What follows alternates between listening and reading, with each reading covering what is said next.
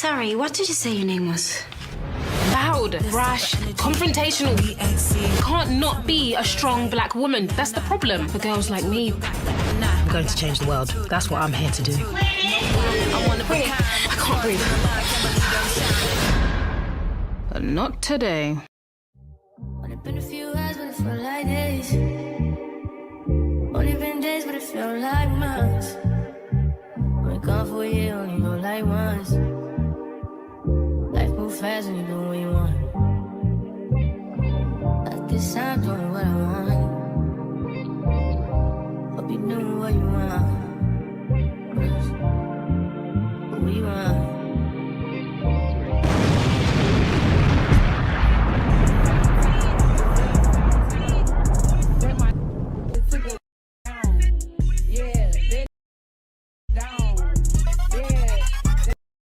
Hey yo, Red, my name is Pink. I made him go get that ink. Let him eat it pretty. And he keep trying to link. I'm pimping Pinky Ring. His ex is a sminky dink. I'm about to pop a thingy, then sip on this drinky drink. Get the grip with my nigga with my tip. I'm a flip like 100 grits. Get back on my lip. I'm a bitch. I want fish and grits. Throwing hissy fit. I'm talking about chicken when I jerk it.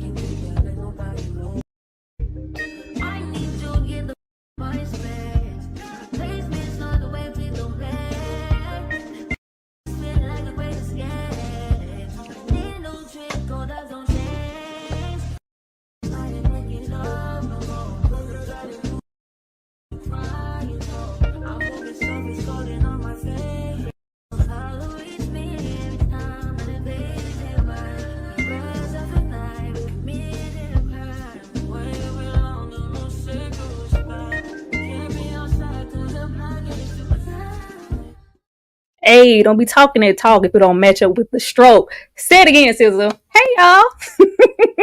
Hello. Welcome to this Queenie Live. How is everybody doing? I am so happy that you guys are here. Hopefully, we have given you guys enough time to get caught up on the show. It is on Hulu. 8 episodes, and it really didn't even feel like 8. It breezed by so quickly, yet and still it had a whole lot to say.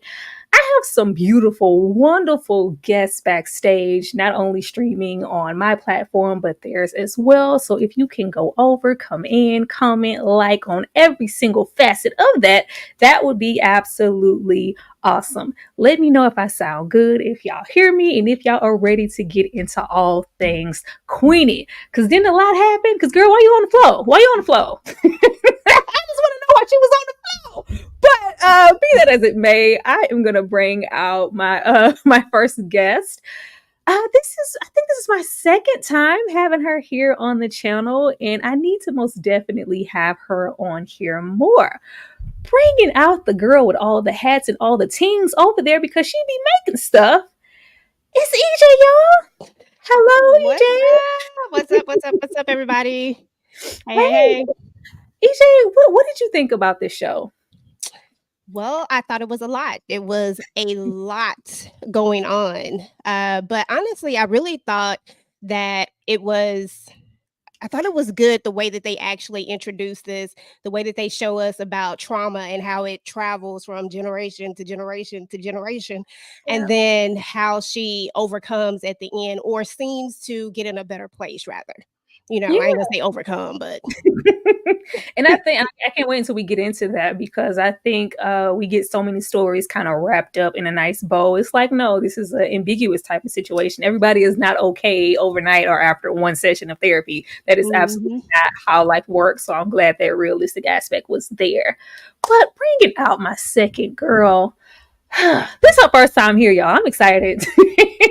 I've been really eager to collaborate with her like ASAP, and I'm so happy that she was able to catch up and get into the show in time, bringing out the girl who is this close to 1,000 subscribers. So get over there and check her out. Monique is here with the beat face. Hello, Monique. Tara. If only the people knew how long we've been trying to make this happen. Girl, I have to just thank you for including me and inviting me on your platform. It really means a lot. You know how I feel about you. And thank you for bringing good content to me, because I'm going to be honest, I think I saw 1 or 2 advertisements for Queenie. Yeah. Or if you didn't reach out to me, I wouldn't have watched it. And I feel like I needed to watch this show. Yeah. I needed this. And I'm not going to drag it out. We'll get into the depth of it. But it was a roller coaster ride of emotions. I laughed, I cried, I reflected, I was triggered. All the above. So can't wait to get into it. Yeah, most definitely. That's another thing to get into, the lack of advertisement for certain shows. This one is definitely one of the ones that did not get the push that I felt like it deserved for people to see it. I'm sure a lot of people have yet to check it out, but maybe y'all will run across this stream and do that. Go do that. Mm-hmm. My OGs in the back, y'all. My OGs are in the back. I'm gonna bring out Ashley with the sweet perspective, because I cannot wait. Because you know she be always sweet with everything. Like she always try to add a little sugar on top. You can't add no sugar on this situation. You just can't. This is a sour, salty situation. Coming to the stage, Ashley with my sweet perspective. Hello, Ashley. Hey, friend. Hey, ladies. And you already know how I felt, Tyra. Listen, I wanted to slap Queenie. I wanted to ride for Queenie. I wanted to choke her out. I wanted to pray for her. I wanted to hold her hand. Like, I love a complex character and a compelling story. And one thing about Candace Carty Williams, she's going to deliver every single time. Like, she's going to deliver. Child. I love that. It was a whole lot of mixed emotions for Queenie. I'm glad I didn't like Queenie. I did not like Queenie for an extended period of time. And I'm so happy about that, because everybody doesn't have to be likable. Everybody doesn't have to be a certain type of Black woman to be portrayed on screen, because I know we see a lot of, well, Ashley put me on to a couple of thoughts about this show where it was like they didn't like how Queenie was being portrayed, or they just felt a certain way about it. No, there are lots of women like Queenie. And I think that everybody, just from a female perspective, would be lying if they didn't say they saw a little bit of themselves somewhere in Queenie. Somewhere. I saw myself a whole lot. It was shame, child, shame. Absolute shame. But I'm bringing my girl up here last, because she got to be last, because she got the books and she reading them. Now, if you didn't read this book, Kay, I swear, I'm going to get you some. I don't know what it is. It ain't going to be much, because, you know, I'm a mother. But I'm going to get you some. If she has read this book, I swear, Kay, come on to the stage and let me know if you have read Queenie.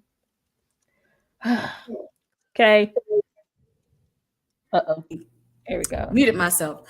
I have not read this book, but I was triggered as a therapist watching the show. I felt like I was working overtime watching the show. It was just so much. And yes, there are a good bit of my caseload is Queenie. Oh man, I'm so thankful that we have a therapist on here. Yeah, licensed, official. It ain't one of those people who got their honorary Instagram degree in therapy. No, she is a real therapist. Let me go get these super stickers real quick before we get started. I love when y'all come out the gate with money. Y'all know we like the money that jingles, but we would rather the money that folds. If you want your comment prioritized, attach it to a super chat and keep it cute and show your girls some love. Thank you so much, Latoya W, for the $5 super sticker. And yet again, another she came through with the 10 with the dudes. What's good? Thank you so much, Latoya. I don't know who channel you came from, but represent. Thank you so much. You know, that's Sissy. That's the partner of Johnny May Cochran and Associates. Yes. Latoya is definitely loyal. Thank you for looking out for my girl. She need all that. Ashley be over there working hard. But y'all, I am not gonna waste any time. When I tell y'all I was trying really hard to get everything in here, it's just I felt like I left so much out because so much happened. But I thought naturally we should start with the author. Miss Candace here, executive producer. She's the showrunner. Candace, if Queenie is about you, it's okay. Just say that, girl. And she also had a cameo in the gallery. Now, I did my homework as much as I could on Miss Candace, and she has a whole lot of similarities, and I mean a lot. If you blink twice, it would have been her. She even physically kind of looks like Queenie, but she has detached herself from the story and said that this is not about her. This is just, a book. From what I saw, I feel like it's about her. And I wish that she would, outwardly say that it is, because it would add a lot of validity to the story for me and make it an even deeper situation. But she said it's not her, and I'm gonna leave it alone. But she did start off, working. She is that Jamaican background. She worked for a publishing company type situation. She got into media. The similarities were just clocking all the way around. And I was like, girl, if you like the white man, it's okay. It's okay. Ashley, I want to come to you because I know you did some homework on Candace too. Am I tripping, or was this not, it's Queenie, not Candace? Listen, no, when she broke down, even that her mother was Jamaican and Indian and that she was the product of an affair, the dad was married to somebody else, he wasn't in her life. I was like, girl, quit playing. We know this is autobiographical. At least even just say semi. You know what I'm saying? Even if you didn't want to claim the poetry phase and all that, I get it. Like you wanted to keep it cute. I understand. But you could have said semi, like, because that's capsis. We know. We know. We know. Monique, I'm going to come to you. I don't know if you did any homework at all on Candace, but how, if not so, how did you feel about, because I do like the aspect, a lot of people give the rights over to a network for a show or a movie for their book, and they're really hands off and not involved. She was involved in every single aspect of this show. How do you feel about that? I love that for her. I did not do research on her. However, I do understand you and Ashley's perspective, pun intended. I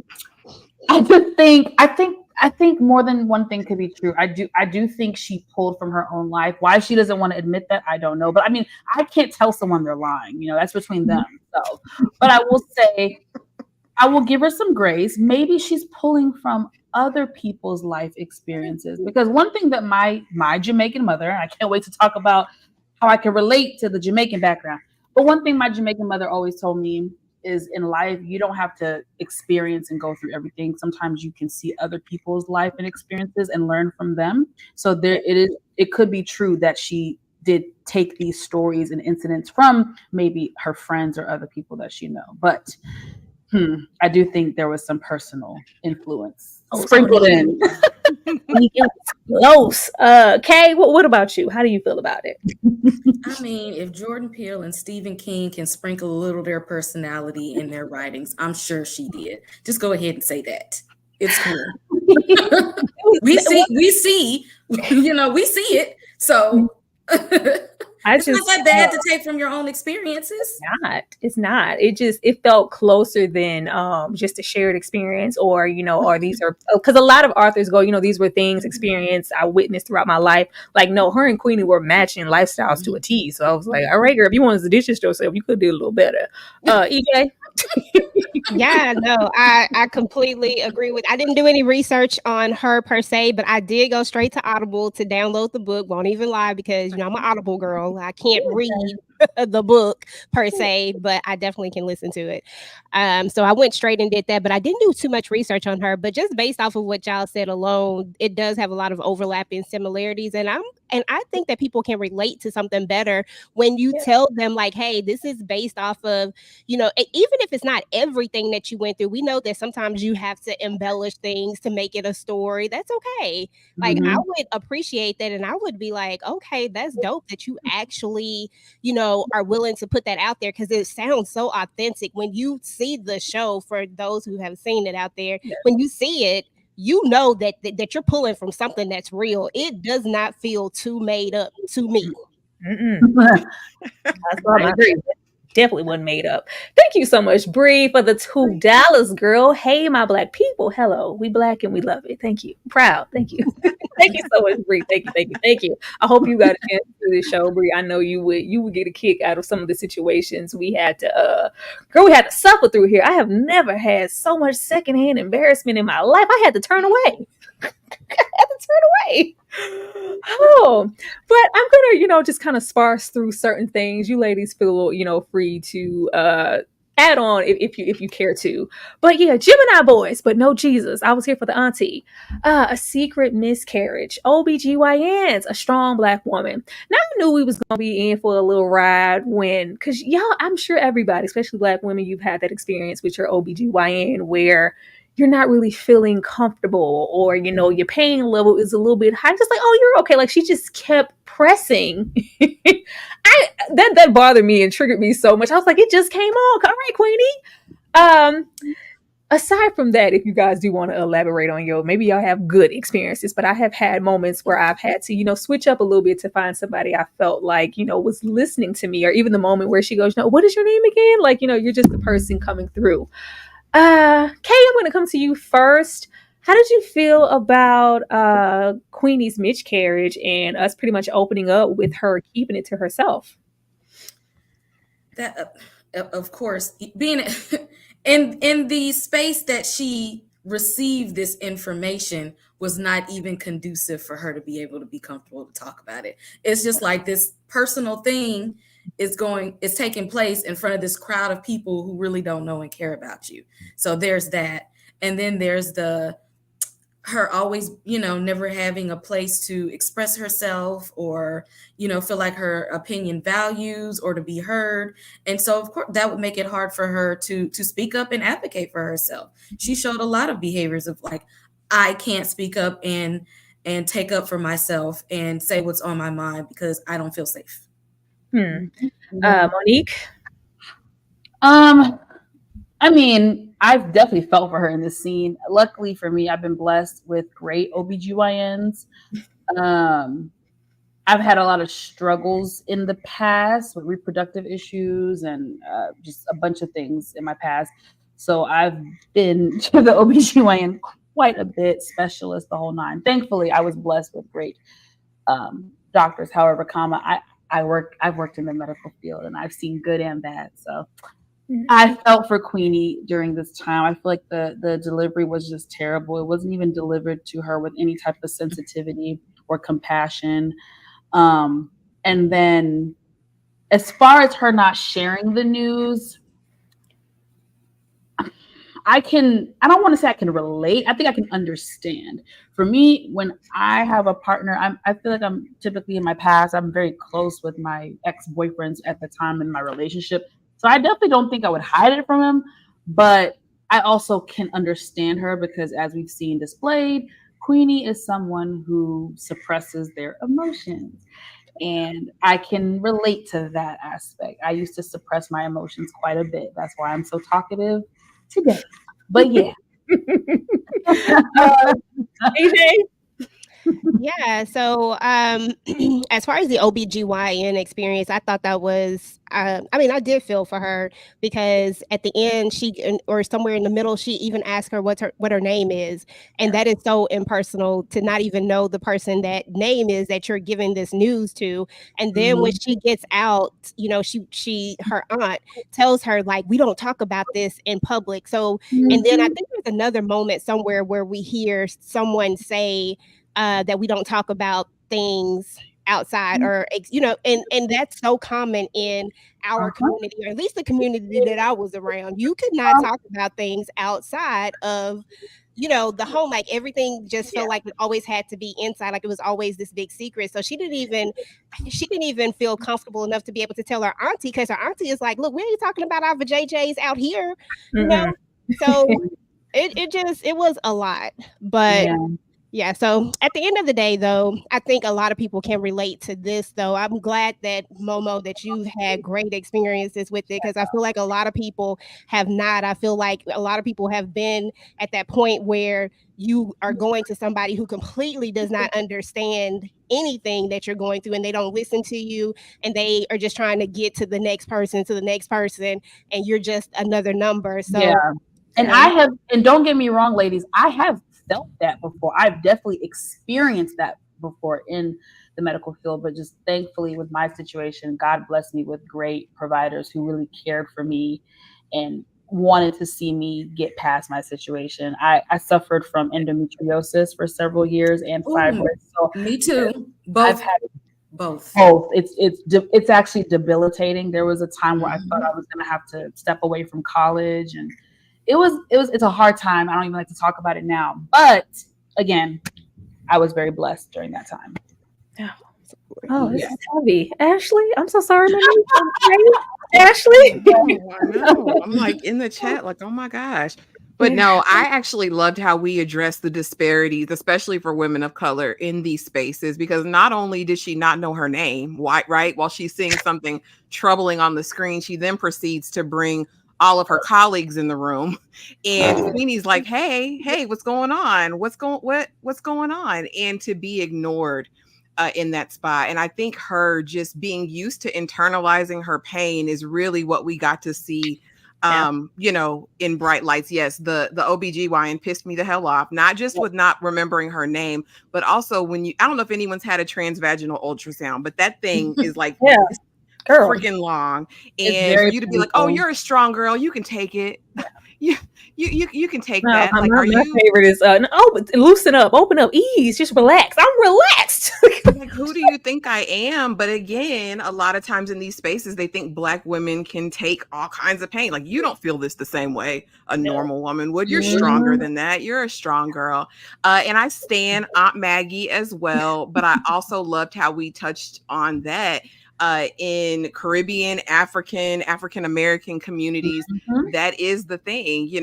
Ladies, we don't talk about that in public. We don't speak about that in mixed company, or that's a family private matter. You're strong. You can handle that on your own. There's no need to discuss it. So I think, again, in these opening couple minutes of the first episode, that's when I knew. I was like, oh yeah, we're gonna be in for it.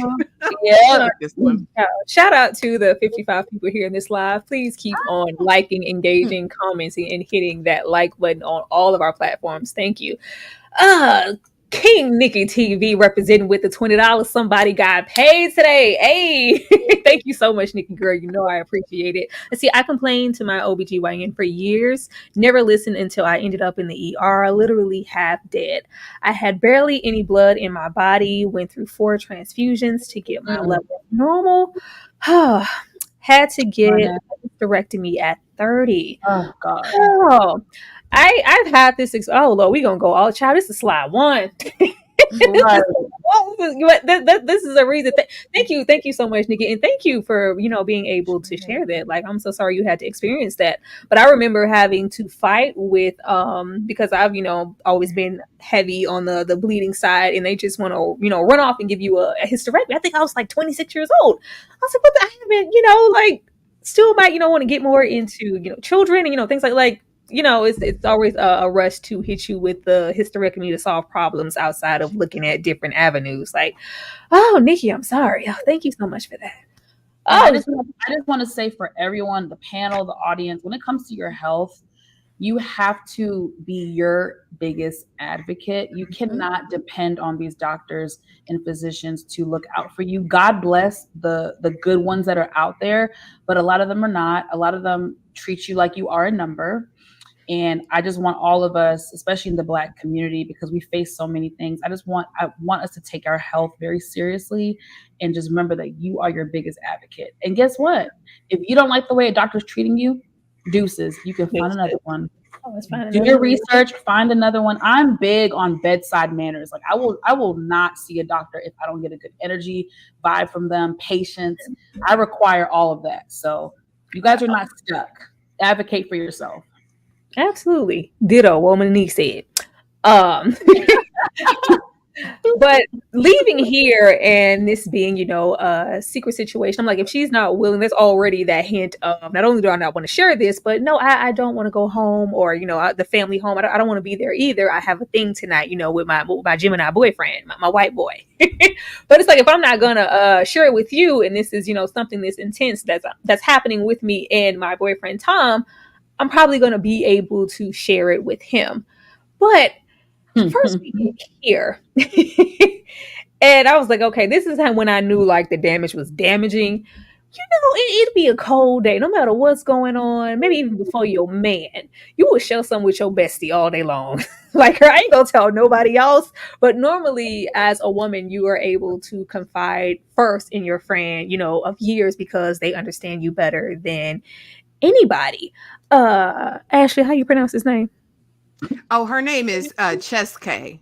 Oh, thank you. I had to go back and rewatch her parts because the girl tried to call her Francesca, and she was like, "It's Cheske." I felt myself going to say the wrong thing. Yeah. Let's see. It's real when you can't confide in your best friend. In Queenie's pattern, we get into this pattern of Queenie not only not being able to confide in her friends the way that she wants to, but she just feels like, and this is when I kind of begin to see myself a little bit. She sees herself and feels like her friends in comparison to her, like they have everything together. Like, oh, she's perfect. She knows where she's going, what she wants, and her life is always just together. What's wrong with me? Like, has anybody, Kay, I'm gonna come to you first. I feel like Kay is, a secure woman, so probably not. But has Kay, have you ever had an experience of just in your circle comparing yourself to, your friend or your family to go, I'm not gonna burden her what I have going on and, let the air out of the room, because she always has her life completely together. I mean, not in the manner of like comparing myself to others. Now, I do withhold things to not burden other people. I've been there, but I've always been the black sheep and the weird one. So no, there's no comparison. Learn that early. I knew Kay. Ashley. I guess it ebbs and flows, right? Because at some spaces and times in your life, you're the friend that has it all together. And then at other times and spaces, your other group, the other people in your group do. I have in the past, though, struggled with pride, similarly to what Kay is talking about. Like, maybe not similarly, but as far as me, like, I can handle this by myself. I got this. I'm strong enough. I can do this. Like, I'll be fine. They don't have to worry about it. And when I broke it down, that was really a lot about pride and ego, right? And not really wanting to humble myself and ask for help. But yeah. And then some things you feel like are just so terrible, and you finding yourself in the similar position again, it can be embarrassing too, to share with your friend group. Like, okay, I'm back here again. Like, I'm in this space again. So yeah, but Cheske was a great friend. So I don't really know why she felt this way with her. Yeah. The other ones, I wouldn't trust them as far as I can throw them. But Cheske was the one I liked. So, EJ. Sorry. Oh, you're on mute, EJ. There you go. There we go. Can you hear me now? There we go. No, I completely understand. No, I can definitely relate, because I have been that person who didn't want to talk to my friend, like my really close friend, about something, just because sometimes you feel like, oh, I'm about to go tell this same story again. Like I'm in this same spot, and it feels like everybody else is progressing, but I'm here, and don't nobody want to hear my mess about this again, like, or you just feel like you can't go to them, and it's not because they made you feel that way. It's all about yourself, but you just feel like, okay, nah, I'm not gonna do this again. And I know I've been there before, and my friend has just had to tell me, like, whatever it is, you can come to me, you can talk to me about it. I'm gonna be the last person that judges you about anything. But that's not what you feel, when you're in the thick of it. When you're in the thick of it, you're just like, shoot, I don't want to tell anybody about this, because here we go again, especially if it's a repetitive pattern. It just feels like exhausting to tell somebody the same thing again. Monique. Yes. So, for the most part, I've always felt comfortable confiding in my close friends. Well, I'm very thankful for those friendships. However, there are moments where I've held certain things to myself, or, I waited, longer than normal to seek advice, just depending on the situation. So I guess I can somewhat relate, but I think Ashley said it. I don't get why she didn't tell Cheske, because I feel like Cheske is like her bestie. Like, I put them on the level of like a Molly and Issa. Shout out to Insecure. So it was confusing that she didn't say it, but I guess it fits with her personality as we grew to learn throughout the series. Shout out to Chess Kate. Chess Kate, when I watched her character on this show, I just felt like, damn, I wanted to be. I wish I was like her. I wish I was more confident like her. I wish I was able to speak up the way she is to people. I just really admired her character. And I can understand how Queenie could probably compare herself to Chess K. And Chess K is probably one of those friends that looks like she has it all. But again, mental health, going back to that old quote, check on your strong friends, right? Because everyone's got stuff. So, but I love Chess K and I really admired her character. You hear that? Shawnee and Tiara, check on your strong friends. Check on me. This is, what really let me know just how broken that she probably was. The fact that she couldn't confide that deeply in her. And shout out to both of these ladies. From what I could see, our lead here, I think it's Deani Brown, if I'm saying her name right. This is her first role, and this is Cheske is her first role. Also, she's actually a singer, a performer, and they did the thing here. I thought they did amazing. Let me read this good. Oh, come on, TG, because I know you ain't watched the show. Queenie can be relatable to many people. Thank you so much, TG, for the $2, and she most definitely can.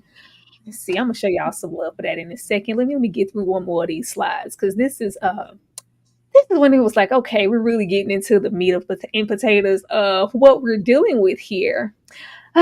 I wanted to get through this first before we get to that family sit down. With the show just starting off, every single episode there was I put white hands unwarranted on Queenie. It was a whole lot of that in the show. Micro to full-blown aggressions. Queenie in white-centered spaces. The family issues are real. Because it was just like, okay, well, if Queenie doesn't feel comfortable confiding in her bestie, she doesn't want to really be into her family like that or confide in her aunt. When I saw the space that she was in, just going into work, and it's like, boy, my picture right there. I really got to show you this badge. It was given, what is that? Is it the other black girl? A lot of this was given the other black girl also on Hulu. That whole thing there, or just the interactions that she kept having with her boss. But that was just episode 1. And then throughout the show, we have the situation with the little girl at the pool, the situation with the woman, in the club. It was giving Karen. It was a whole lot of that happening. Ashley, I'm going to come to you first. How did you feel about all the unwarranted white hands in situations on Queenie and how she was treated throughout the show?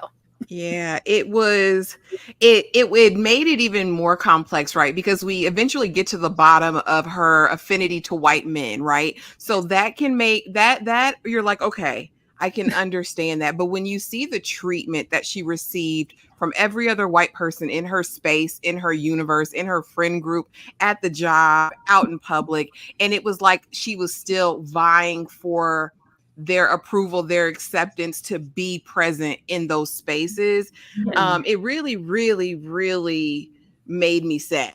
Honestly, it's because she was always too much. She was always the extra one. She was always this. It's like in that scene with her boss, you literally just had a miscarriage, came to work, and she's mad at you because you're late. You're literally on the diversity inclusion poster in the office space, and they're still like, who are you? I still need to see who you are. It seemed like every time she was pressing to be in spaces where she wasn't going to be fully embraced and accepted, rather than running towards those people and places that would accept and validate and love her. You know what I mean? Yeah. And so it made me sad. Of course, I wanted her to slap a couple of them up, especially that friend of hers, Rebecca. We could have choked her out. We could have kicked the doctor in the kneecaps. The boss eventually, that was all problematic, right? The whole sexual harassment thing, she's automatically guilty because she's the black woman even before an investigation. I we gonna have to get I'm into just that different. Ashley, I'm because I had just to take that situation with Queenie in the office space with a grain of salt, just because how she was conducting herself in the workspace. But we will get into that. I can get into you feeling some type of way about Queenie, her continuing to try to pitch her ideas to the boss, and it's like, no, I need you to be the quirky. She kept calling her quirky, like, go over there and be black and do the black social media stuff that I want you to do. Don't come and try to present anything to me. EJ, how did you feel about all of the hands that was on Queenie and in her space chat? Girl, well, first and foremost, the boss, I was over her from the very beginning because you could see that there was something visibly wrong with her when she walked in. You could tell that, like, I'm sure they have been around her enough to know that there was something going on with her, and you didn't even stop to say, how you doing? Is everything okay? Nothing. Just straight to the business and getting on her about being late. And I'm just like, really? Is that what we're doing? And the like Ashley talked about when she first came in, having to show the badge. I just was like, really, is this what we're doing? The pool situation, when I would have smacked that little girl so hard, I would have beat that little girl ass. I mean, but I would, like, she would have had to get it. I'm sorry, and her mama would have had to get it too. Because seriously, you just don't let your child do this. I wouldn't have been the one walking away from that space. I'm sorry. They would have walked away. And then the other friend, Cassandra, I think is her name. Yeah. What I call her, Rebecca. Yeah, it's just a lot. And she just kept wanting to be validated by these people. And I was just like, I wanted to choke Queenie so bad. Telling you. Monique. Oh, okay. Let me start with the good. Shout out to her white coworker. I forget the name. Darcy. Y'all know disclaimer, Tara, I am not good with names. So it's a running joke on my channel and my supporters. So yeah. Darcy, she was probably the only good white person on this damn show. And I've had white friends growing up, and no, I think she was a really good friend to Queenie. I think she was the type of friend that Queenie really needed. So shout out to Darcy. However, everybody else that was Caucasian on this series could get the hands. Now you guys are probably not going to agree with me, and that's okay. I forget. I guess midway in the show, I did start to warm up a little bit to the boss, because I do feel like she cared in a sense for Queenie. I'm gonna be honest. At one point, I thought she was gonna get fired for her behavior. So I'm not gonna come for her just because she's white. I feel like she gave Queenie a lot of grace. Again, y'all might not agree with me. That's okay. This is just how I see it. I do feel like she gave Queenie a lot of grace throughout the series. But where she lost me was how she handled the sexual assault situation. That was very troubling for me. It was very triggering, and it was very upsetting to witness. So I feel like she went from a kind person who was almost like a mentor to Queenie to then, now you're my enemy, because how do you handle a situation like that with me, and you're supposed to have my back? So yeah, but everybody else could get the hands. Now at the pool, I told y'all I used to suppress emotions. Baby, I don't care about all that.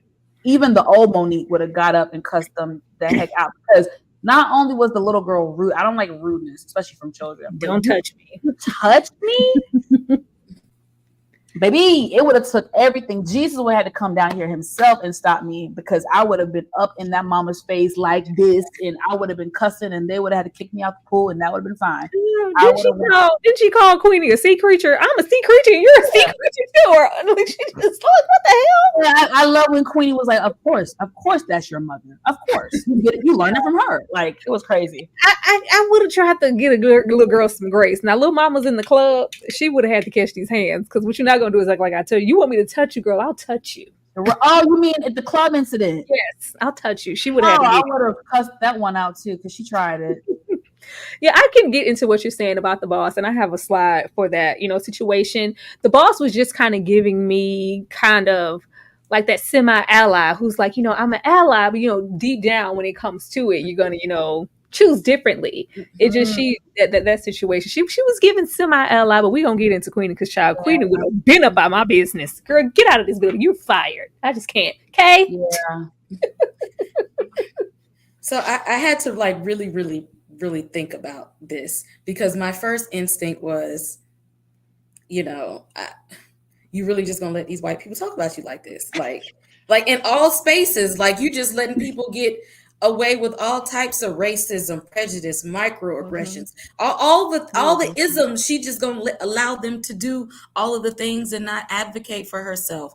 And I'm like, where did you get this white is right from? And you need their approval. And then I had to think about, after watching the series, her childhood, what Black people in her childhood actually was there for her. She's been hurt by more Black people.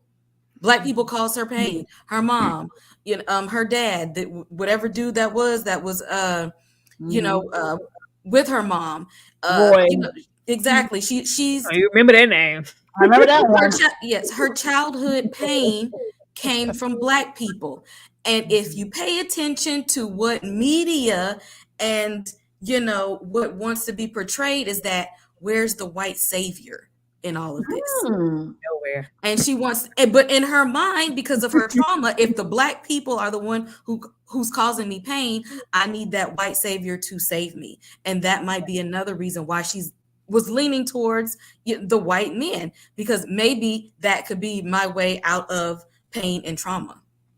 Say that, Kay, because it took me a little moment to digest that, because I was really trying to figure out, and it's the next slide we're going to get to, once we, get into her interaction in the workplace, and once we meet Tom and his family, I was like, girl, and we get into more of her, affinity for white men. I was trying to rack my brain and figure out why. I just had never got into a perspective of someone being hurt or traumatized in the Black space, so they gravitate towards, more so white men or just white spaces overall. That was a new one for me. that was something that's different. And again, excuse my ignorance if I didn't catch what you guys caught. I didn't, and again, I might be ignorant on this. I didn't necessarily feel like she was trying to like pander or be accepted by white people. I feel like Queenie just wanted to be accepted by everyone. I feel like the way she acted in white spaces was kind of the same way she acted in Black. Of course, she was more comfortable in Black spaces by default, but her letting people say whatever and her not sticking up for herself and her walking, I feel that was Queenie. That was just her. Like, I don't think it mattered if it was white or Black. I'm not saying I'm right. I'm not saying I'm wrong. That's just how I took it. I may have to watch it a second time. I don't know. No, we can definitely get into it. I think it's more so her mirrored behavior with those men in her life, and just how she was kind of conducting herself in the friends group, whether it was Cheske or Cassandra. Like, there was just a difference to me, and it just seemed like she felt more worth or validation, or she was just constantly seeking it with them. And especially when she gets more into living her best life, it's just like, y'all, look at me, it's just really, her just seeking something. And she definitely wasn't seeking that same thing in a Black space, especially when we got into her family. Maybe we could have seen her with more Black people than Frank, because we're gonna get into Frank, because girl, don't do him like that. Maybe if we could have if we could have, seen her around someone else other than Cheske, we could have, read a little differently. But the other show child was just like, love me, choose me, pick me. At that time. Oh, that's right. Milky coffee colored kids with Tom's nose. 3 years of angry clothes off Queenie. I need space. You're too much. We meet Tom and his family, and I was like, all right, girl. This wasn't giving, loving 3-year relationship. Like, Tom had been tired of Queenie, but be that as it may, I was like, girl, why are we in this space? why are we here? It was so much happening in that first episode just to say so much about Queenie without, saying much at all. But, she has a moment of speaking out of turn, saying her true feelings and ruin the whole birthday. And it's just like, this is the last straw for me. We need space indefinitely, and I'm moving out. From the moment of Tom needing his space and moving out, like, first of all, we got this apartment together. I cannot have this apartment without you. So that means you don't care about me. You don't care about my life. You don't care about my living situation. He just, pretty much ups and leaves, and that's just pretty much it. And for the most part, I was like, girl, did he ever like you? Like, I needed a flashback or something. You first, Ashley. Yeah, when she said, "Oh, and the baby will be half cast," I said, "Oh hell, the gloves came off. Let's just go ahead and have it on out, Granny." But I mean, what Queenie said, well, hopefully you're dead before the baby. It tickled me. It probably shouldn't have tickled me the way that it did, because we know that was a slip. Queenie ain't talk crazy to nobody but her family. Okay, up until this point. Again, this scene made me ask questions of myself, like, dang, she's been with this guy for 3 years and he has no empathy for her experience just being a Black woman, right? When he tells her, I can't be like you, Queenie. I can't always be angry. Yeah. And she's like, angry? Am I always angry? It's like in any part of these 3 years, you have no clue about my experience. And so then I started asking myself the question, well, did Queenie not communicate? Because we see that she'll shut down, but still, if I'm going to date interracially, he better be well acquainted with the struggle. Like, I don't know if we need to have quiz sessions or what, but he's got to understand and at least get a feel for what the Black experience is. I don't know where they saw that going. And like you said, a man willing to move out and see you in degradation and squalor in a one-room flat on the South End, like, you don't love me. You never loved me. You never wanted me. And then I don't know if any of you have gotten this before, but I've gotten this from friends, from family, from a handful of suitors, right? You're just a lot. You're too much.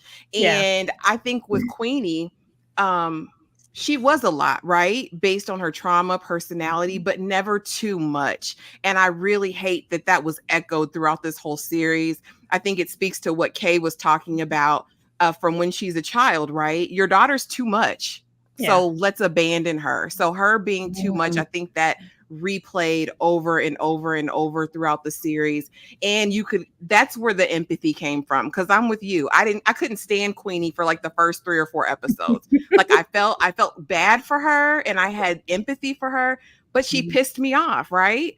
But yeah, when you see that echoed and from somebody you done laid up with, spread your legs, shared your body with for 3 years to, in an instant, be like, all right, hope you find something to do. Get them boxes, sis.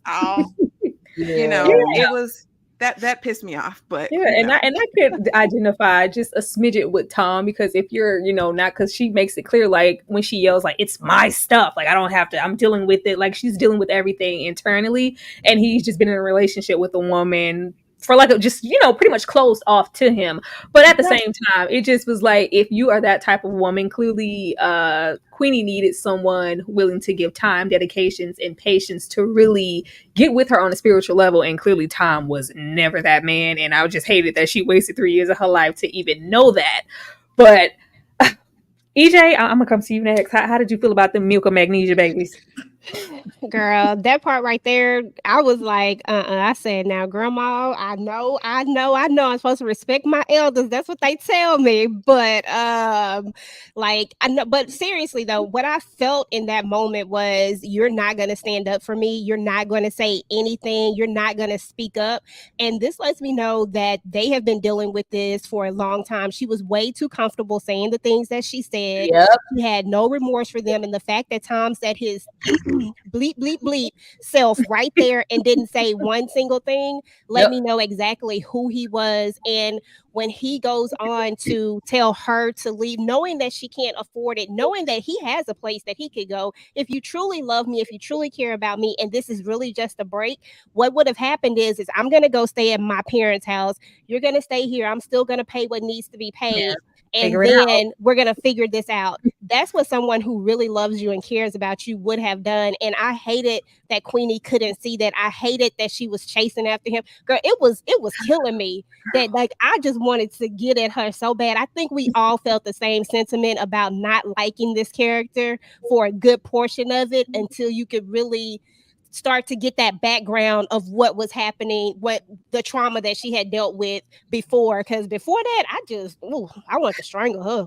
Yeah, she was broken. All those moments of her constantly like texting and, hey, look at me, like what's good, Tom, and oh, Tom. She's constantly thinking and venting about Tom to other people. I was like, girl, he don't like you, sis.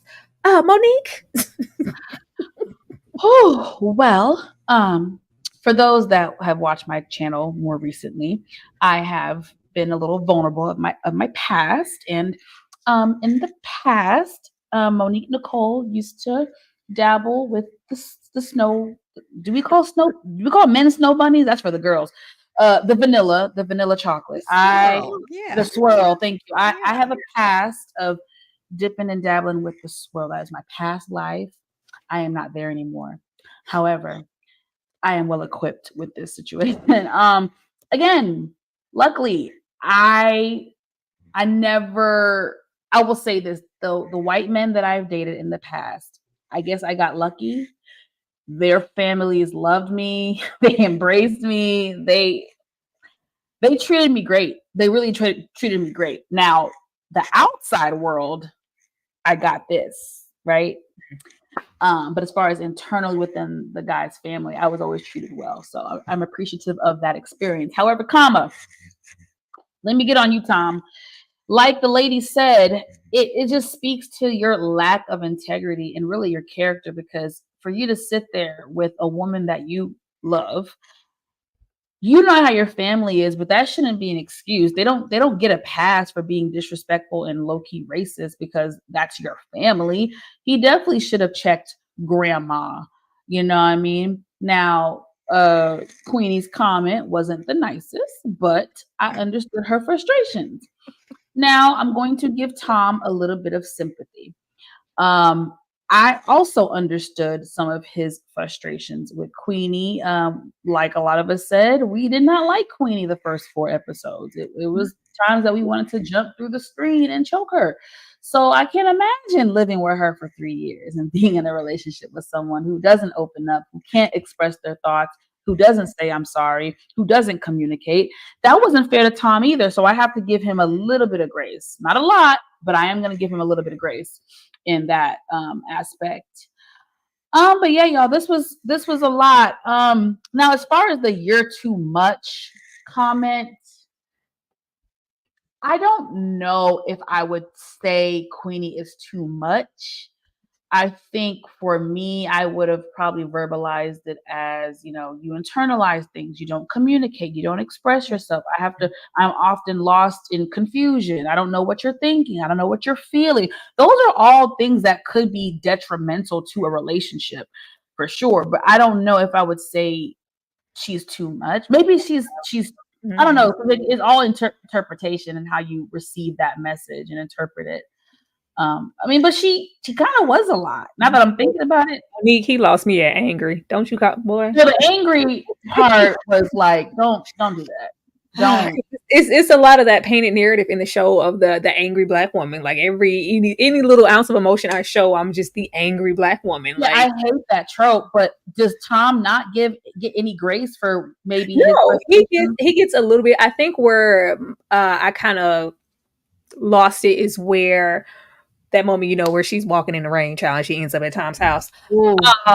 And she still at that moment can't actually verbalize her whole situation, or just the fact that, I was feeling this way because I miscarried with our child and it was affecting me emotionally.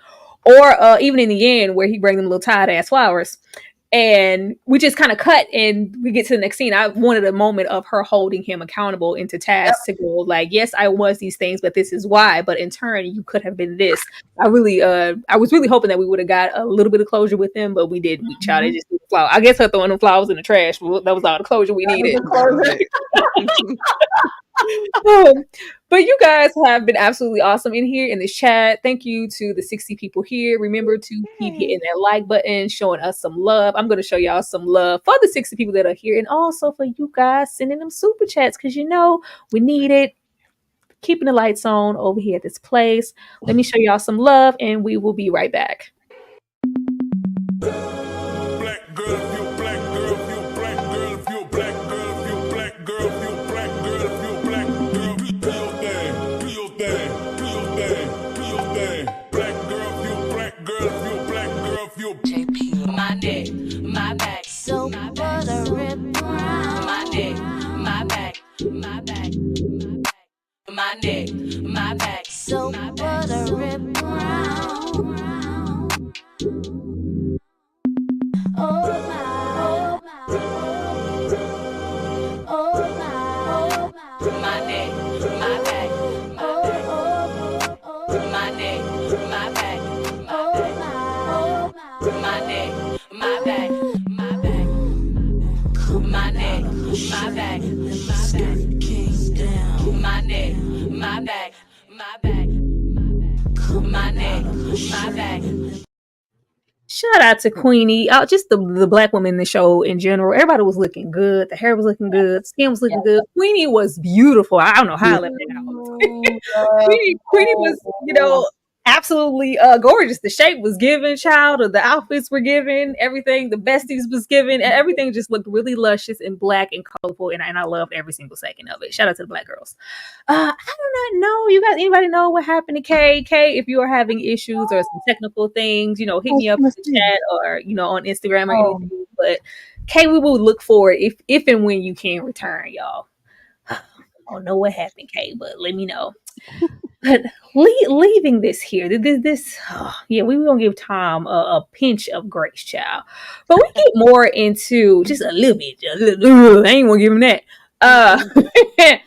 Yes, Jamaican family that eat, prays, and forces forgiveness. Queenie's emotionally unavailable and distant. You need to talk to your mother. Now, child, look at here. If there is not, something that a pet peeve of mine, when somebody has experienced any kind of trauma, everybody and their mama, some feel like they have the right to tell you when and how to get over that. Like, you have this X amount of time to, experience your trauma, have your little grievances, and then you need to forgive and move on.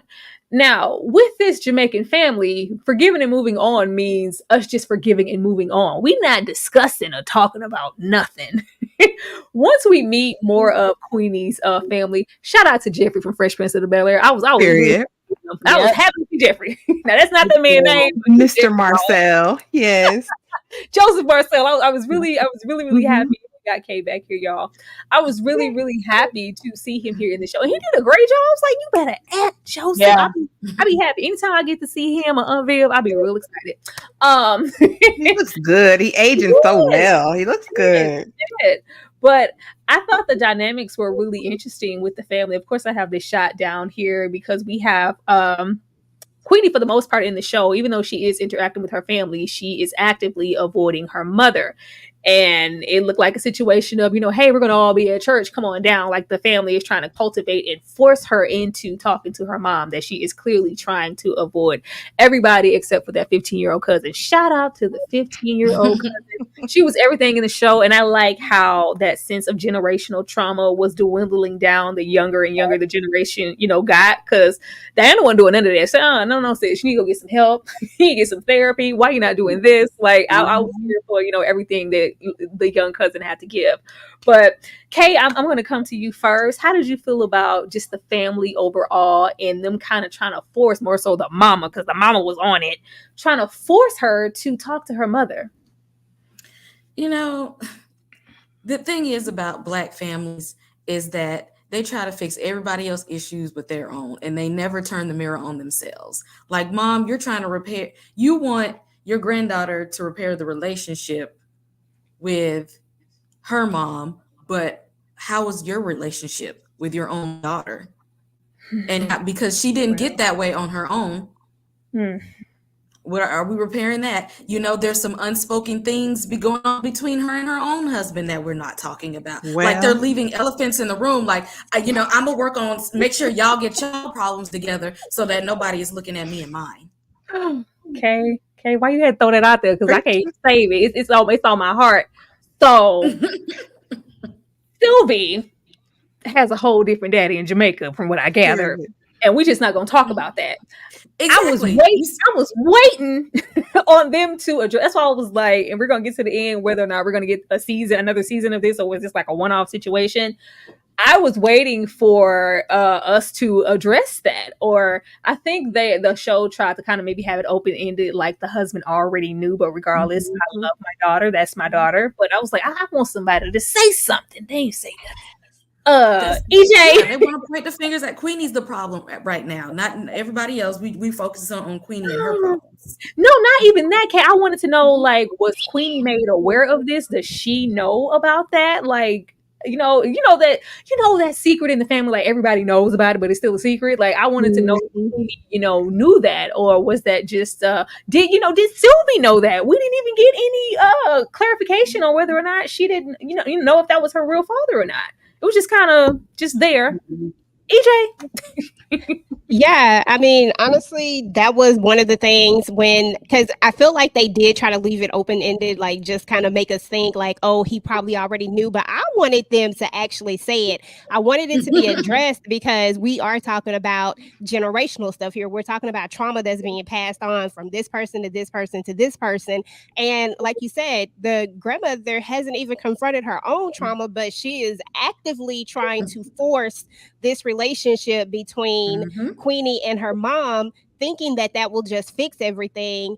And like, I can't remember who said it, but like somebody said, I don't like that either. I don't like it when you give somebody a timeline on when it is okay for, like, okay, you got to have this fixed by no, my pain is my pain, and I should be able to confront that pain and deal with that pain when I want to deal with that pain. I should be able to talk to that person when I want to talk to that person, not just because you say I should talk to them and I should get over it. It's not always that simple as just getting over something. But yeah, I wish they had to like actually address that particular situation. And I did like the cousin.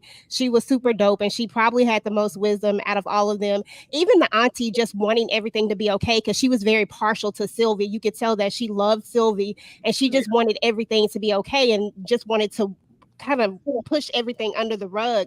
That's not always the way things work. Can't just push things under the rug, because look where Queenie is right now. And think about it. What if Sylvie did have some sort of idea of it?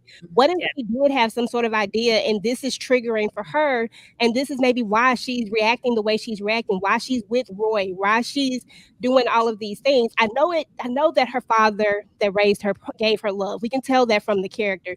But sometimes people not knowing where they come from, or there being this secret that no one seems to want to address, that can affect people regardless of whatever else they're receiving. So I just feel like I don't know.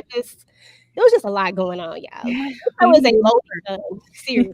We needed more, EJ. That little moment of the grandpa, like, I wish we had talked about or done some things different. I was like, tell her what a letter at from the man in Jamaica. Exactly. Ashley. Yeah. This part was super heavy, right? Because it wasn't just about I think the situation that happened with her mom. And I'm gonna share a little bit of my business. We'll make it a little bit interesting, right? So I was given up. My birth mother was 14 when she got pregnant with me, and so she gave me up, right? And I was adopted within the same family, but for such a long time, I had a lot of feelings about her. Being weak, being less than, how could you do that to your child or whatever?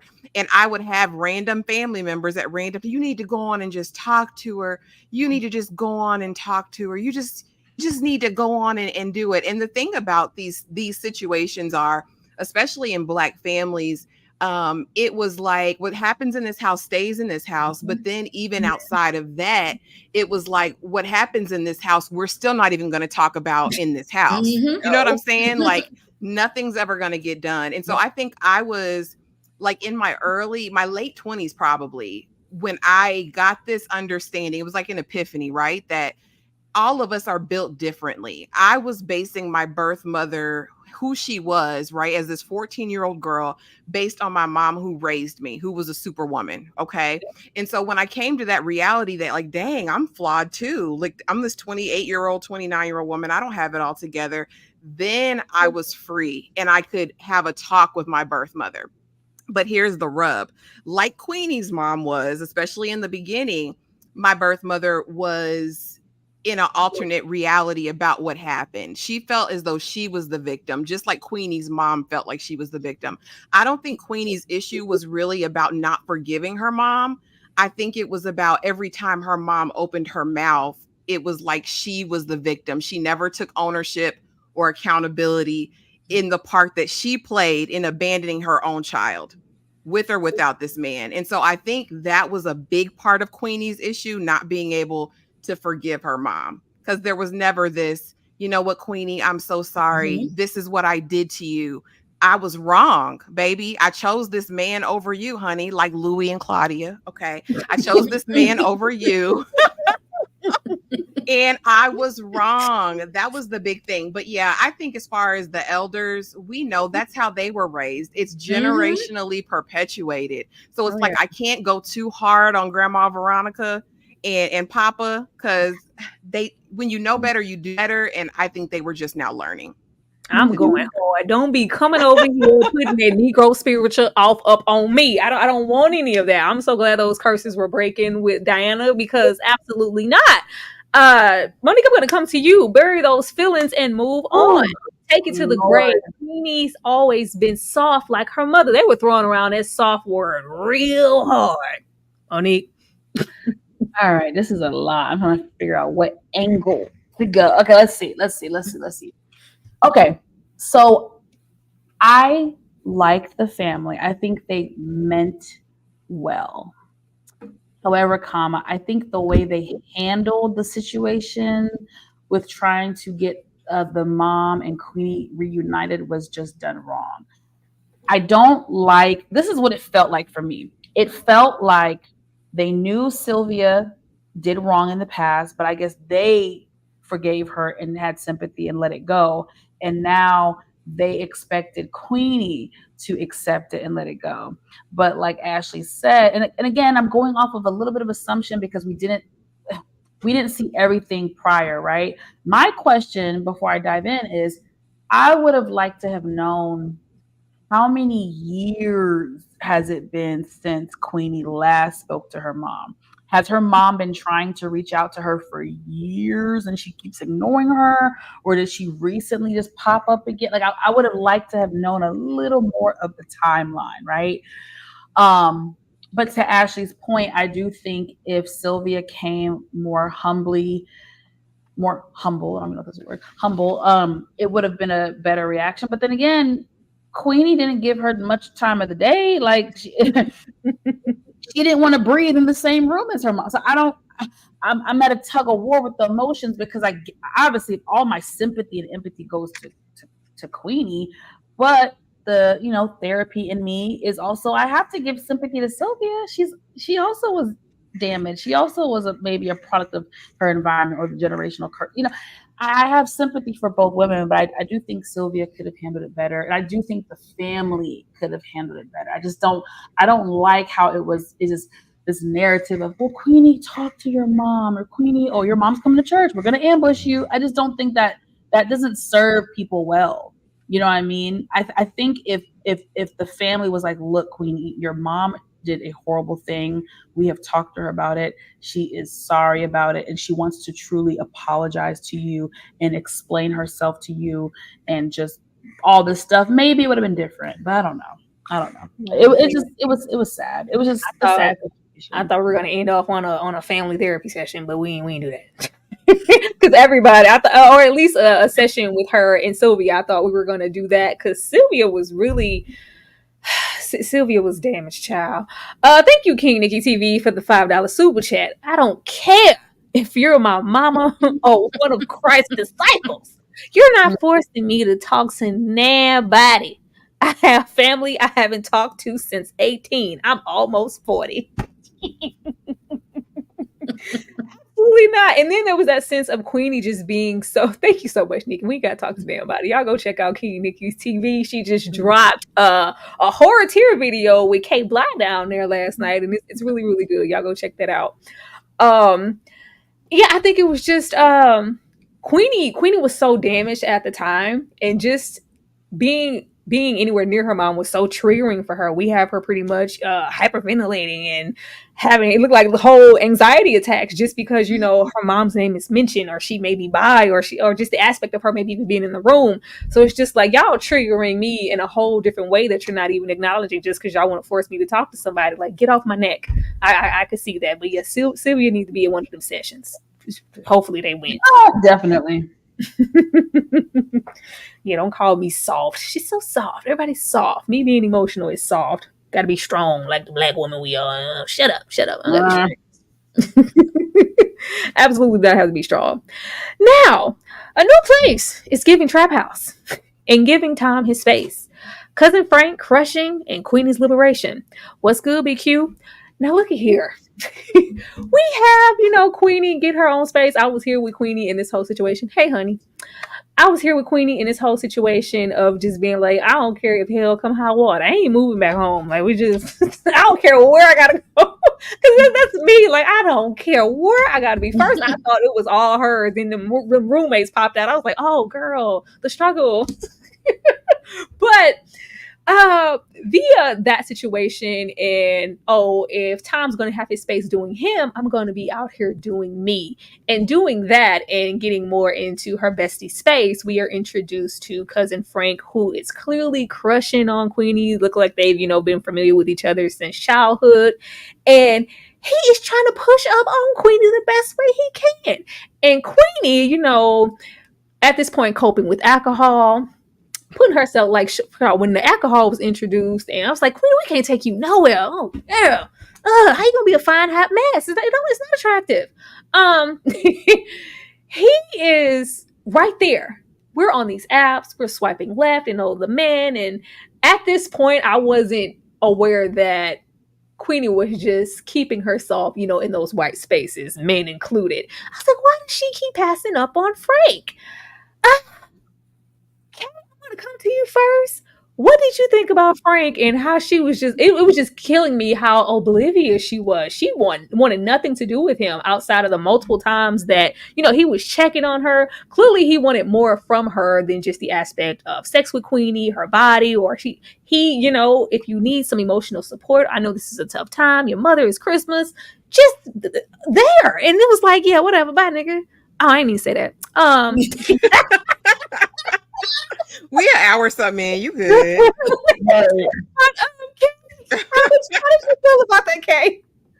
When you are in a place of pain and darkness, you're not gonna see the light for what it is. She was not in a place to receive him right then. Amen. She was not there. Amen. And she couldn't. That would have been a disaster waiting to happen. She would have been comparing him to Tom. She would have been comparing him because he's not white. She would have been taking those toxic behaviors over to him, and then ruin the whole friendship. She was not in a space for somebody that was going to treat her right. She was not there. She actually didn't even want anybody to treat her right, because look at the trash she was bringing home. She wanted to be treated how she felt about herself in that moment, and he was not going to do that. Oh, girl, you better cook. You better cook.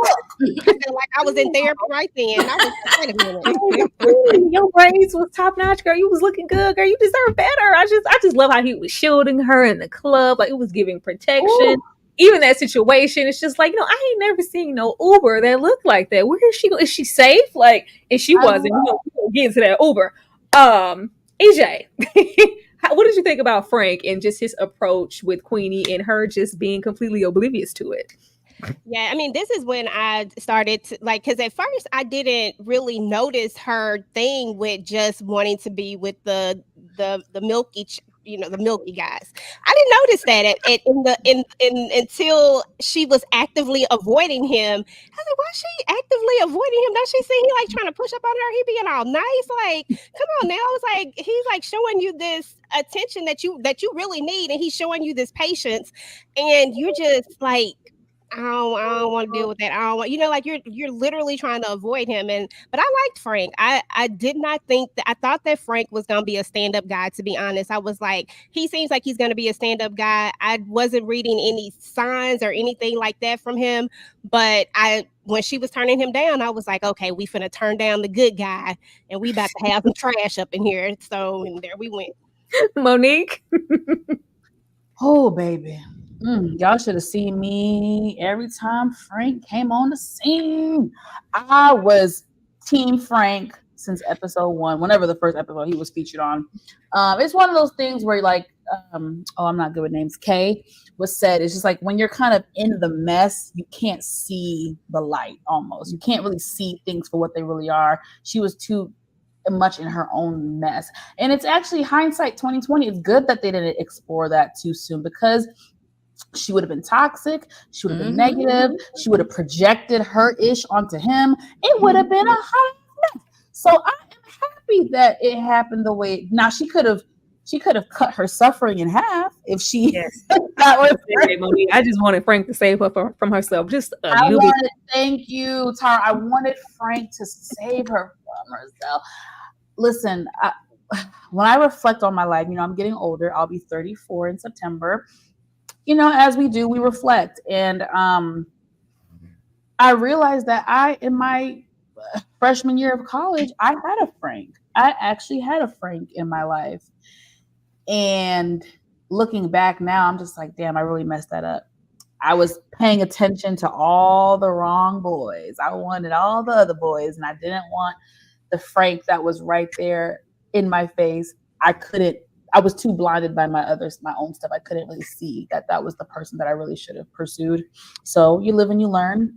But now I'm about to be 34, baby. I want all the Franks. So baby, PSA.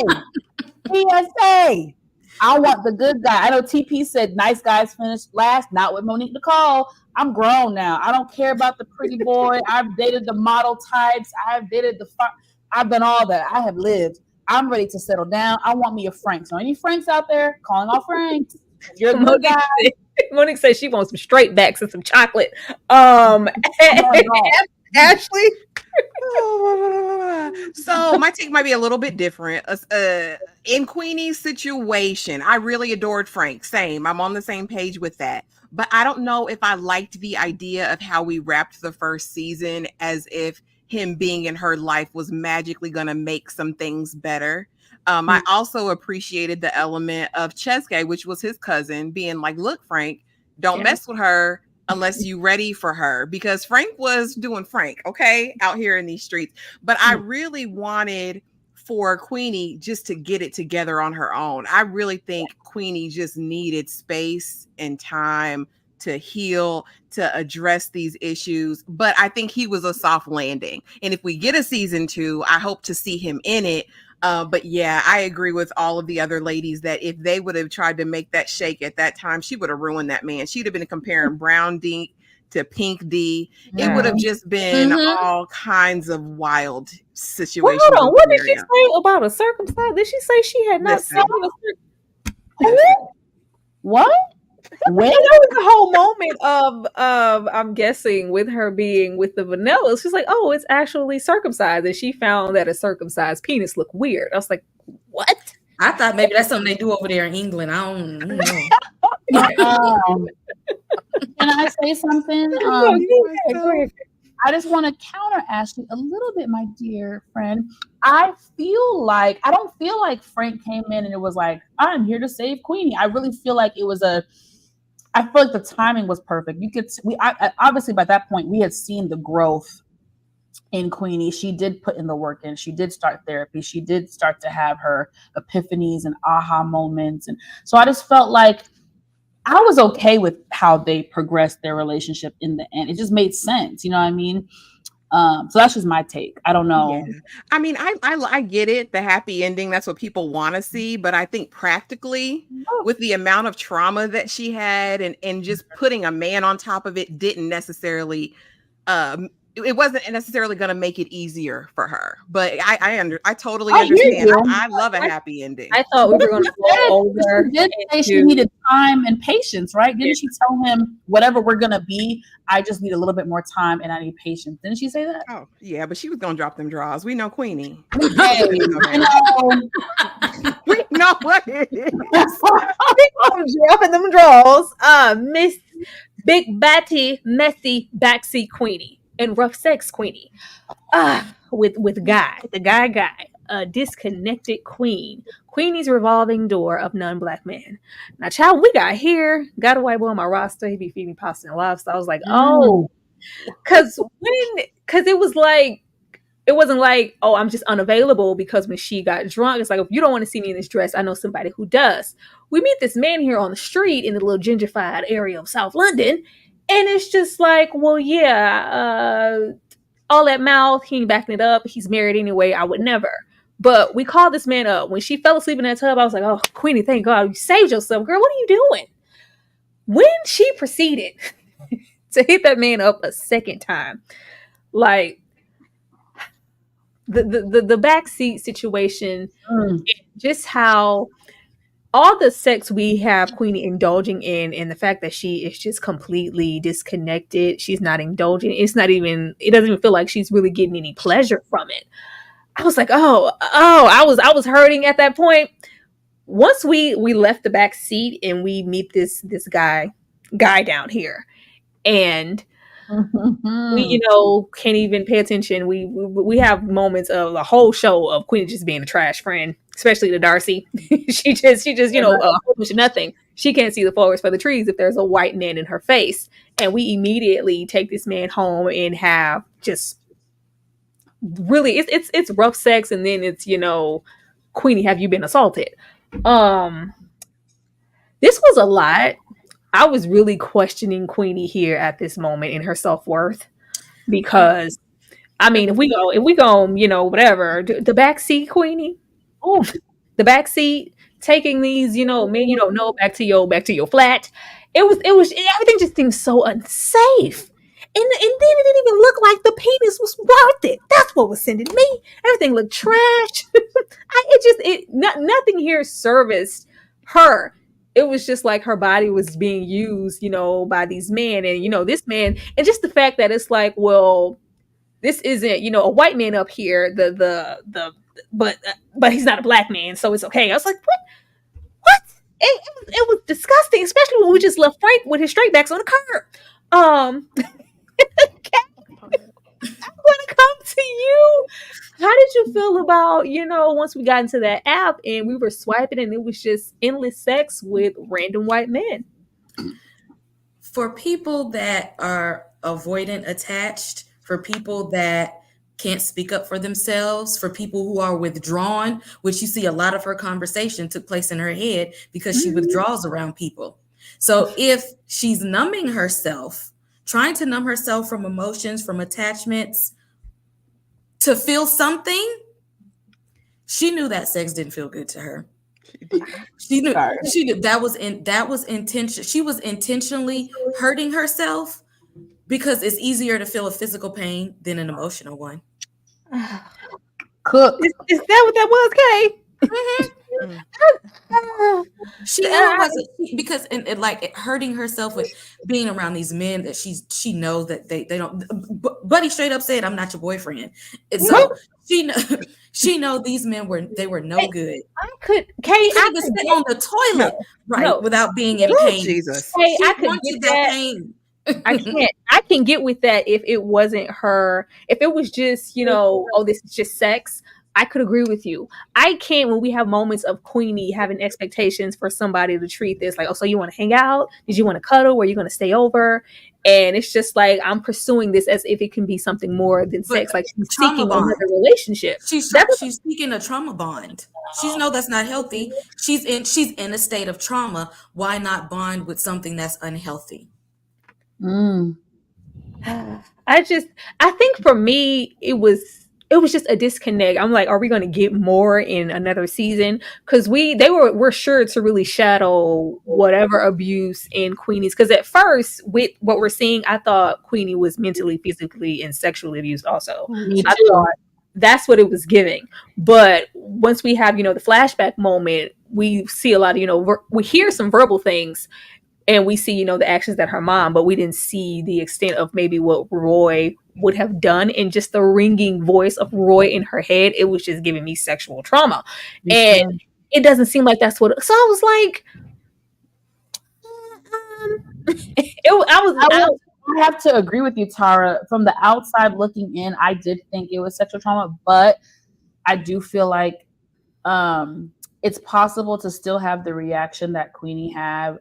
Basically, I feel like if she was in a very violent, abusive household, so even if the violence wasn't inflicted physically onto her, she was still absorbing it. So she probably saw her mom. I'm sure Roy hit the mom in front of her. I would bet a lot of money on that. You know what I mean? So it's the yelling, it's the cursing, it's the verbal abuse, and I do That's believe still child abuse. It's still child abuse. Emotional abuse is still child abuse. Still child abuse, and you still internalize it the same. It still can affect you the same, and it can still trigger you all the same. And tell me something, because I'm trying to figure it out. Ashley. Yeah, I felt like, well, if we're going back to childhood, just imagine you being a 8, 9-year-old little girl left in an apartment by yourself, like literally left alone for months, like, or however long they said it was. It's like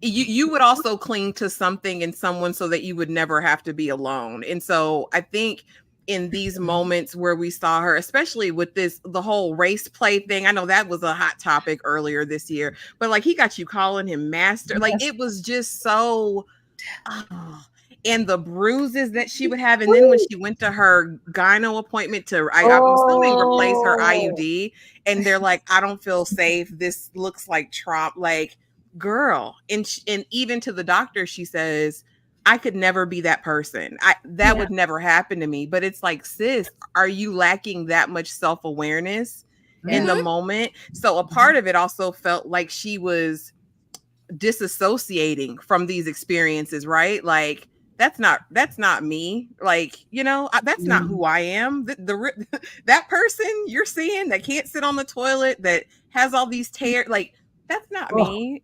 Wanting this man who clearly don't like me for real. He just likes my cootie cat. And then if we're talking about the swiping, the messages that she was getting and then entertaining. Child. A guy up here lost me at New Year's same D. I was like, what the New Year's same D. Tonight, like, what? And you see these messages, and she's like, like it's like I'm doing something. And then she's sharing it to the group chat, like she was proud of it. That's my life. Like I was like, what the hell? This is the thing, though, y'all. That would be okay for some women, but I think Queenie is not that type of woman.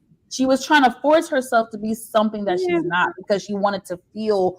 She was craving something, whether she was craving attention, she was craving. She was trying to fill a void, right? That's not Queenie. She wasn't a woman who just had casual sex. I feel like she forced herself. Now, there are women. I know women that can do that, and literally. And I don't know, that's their own trauma. I don't know. There might be trauma behind that. But Queenie's not that chick. You know what I mean? That's why she had that reaction of, oh, I thought you were going to spend the night. He was like, nah, boo. Bye. Like, but you mean to tell me after time we just jumped off the porch?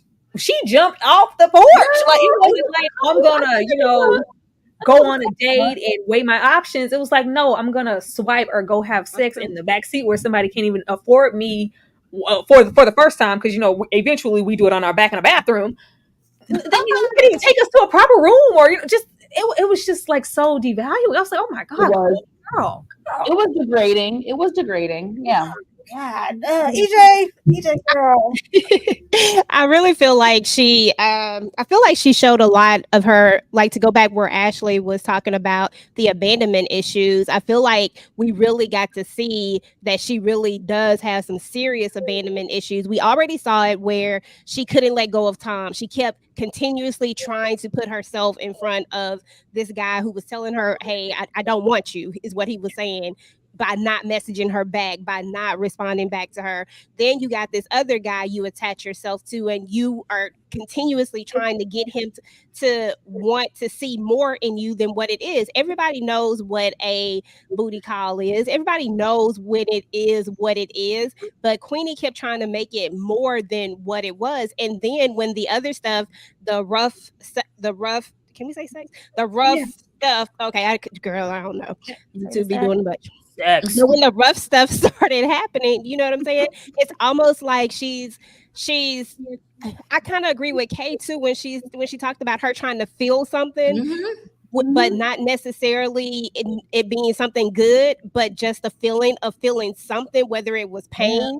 So I kind of, see all of that kind of in one thing, but I just thought it was so, I don't know, it's just so weird and so awkward. I just felt that secondhand embarrassment that we talked about earlier. That's what I felt when I was looking at that. I felt so embarrassed for her. I felt so shamed for her.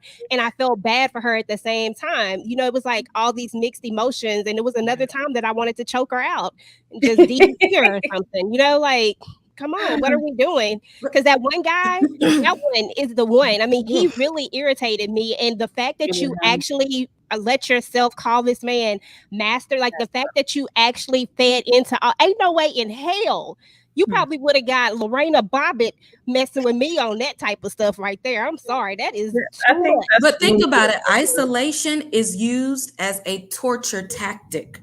There are people who lose their mind in isolation in prison. Her mom left her in isolation as a small child. That triggers mental illness. The demons are going to come knocking if I have time off. So, yeah, she didn't want to be alone. I'm like, girl, you picked the bottom of the barrel. You could have been alone with Frank. Yeah, you have to do nothing, girl. He would have held you. Not even that. She could have had casual sex with a half decent person. But again, it speaks to her trauma, her patterns.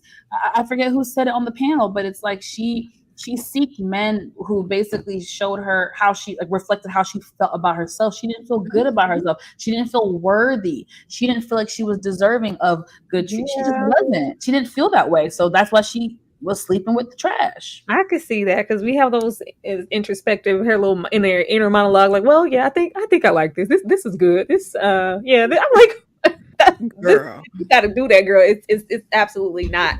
I think where it lost me is that she kept allowing the guy to return after the pain that he had put her through in the state of her uterus. I was like, ma'am. Yeah, terrible. Getting into these friends here. Of course, we have Darcy, we have Cassandra, and we have Ashley. What's her name? Chess K. Yeah, I knew that. Chess K. Queenie was a very, very self-centered friend for a minute, and it was crazy because she doesn't really want to share too much or confide a whole lot about serious things that are going on in her life. But we are so eager to text the group, like I just had to like stuff she should be embarrassed about. But we're venting about that. Is Queenie being judged, or is she just insecure? I'll give it to Cassandra and Darcy because the bestie was bestieing, and she knew just the state of her friend. Cassandra was very much giving judge. Cassandra was that friend for me that's like, I find my self-worth and my validation in how effed up your life is. Like I have it all together. It was that hint of, concern, but it was that condescending, thing. Kind of what we were getting with Darcy, but Darcy was more so just concerned for me. Even though it was like, do you really need to have sex to be happy? Maybe you should take it slow. And it was just like, you can't tell Queenie how to live or what to do in her life. But I thought Darcy's concern was just really just that, and she wasn't so much trying to judge her. She just saw her friend kind of slipping, and then just Queenie just being unaccountable and just being a bad friend, period. Because girl, she was helping her out in their workplace. Darcy was going to need to be done, because girl, the way she should have been fired. AJ, I'm going to come to you first. How did you feel about these friends, more so Cassandra and Darcy? Darcy, I was cool with. Darcy, I felt a true, genuine thing. I felt like she actually cared about her, but I also felt like she didn't know how to hold her friend accountable. I mean, sometimes you have to hold your friends accountable for their actions. You have to be able to be that friend that can say, listen, I know you're going through something, but what you're doing is not good. Like, I know she tried to say it in a roundabout way, but some people need direct, to the point things, and whether they accept it or not, at the end of the day, I'm gonna feel good knowing that I told my friend the truth, because I feel like that's what a real friend does, is that they don't coddle you, they just tell you. And some people need that. Now when it comes to Cassandra, this other girl, that thing right there, like, you could tell everything was always about her, and that there was really no real friendship, that it was a one-sided thing. This was all about, it's always about me, it's not about what you need. It's always something that's so, she, and I don't want to use this word because we talked about this earlier, but she was extra to me. Now that was extra. Like, everything about her was just saying, I'm not a real friend, and I'm just here just because it feels like, to me, Queenie kind of, and I think she does this with a lot of her friends. You know how you can have that friend where their life is looking way worse than yours, so it makes you feel better. I felt that from Cassandra. I felt like she was that friend that, oh, your life is like this, and even though she going through something too, right? But Queenie's life just looks so much worse than hers, and it almost gave her a feeling of, like, it made her feel better about herself. That's just the worst kind of friend to have, but that's what I got from her. Ash, I'm gonna come to you because I believe you said both of the white friends to get thrown away by the wayside. Yeah, Raggedy. I will say that for I think Darcy really did have care and concern. But I think, I don't know, all of them had a certain air about themselves, even in the way they approached her about certain things that I didn't necessarily like. Like, even when Queenie, we know she got drunk in the workplace, and oh boy, what was he was a T name too, Ted. Ted. Whatever. He ended up taking her home, and she's like, that's not a good look. It was like everything she did from Darcy's standpoint, I think it gave a little bit judgy, but I do think Darcy was her friend. Cassandra ain't nobody friend. Cassandra was never her friend. That is not a friend. When I first saw her introduced, when they were going to the rooftop that night, going up the stairs, I said, who is that woman? I said, that must be one of Darcy's friends she brought. I did not know that she was in the friend group, because Cassandra almost had a disdain for Queenie. It was like, ew. Yeah. You know what I mean? Like, you're doing that. Like, oh, I'm disgusted. You're beneath me. Like, that's the air Cassandra gave for me. And I hated that for her. And I hated that Queenie was even going to entertain her later, after we all know what happened with the situation. But you are too much. That's why no one wants you, Queenie. That's how she felt the whole time. That didn't just come out in that moment. Cassandra was never her friend. Period. Monique?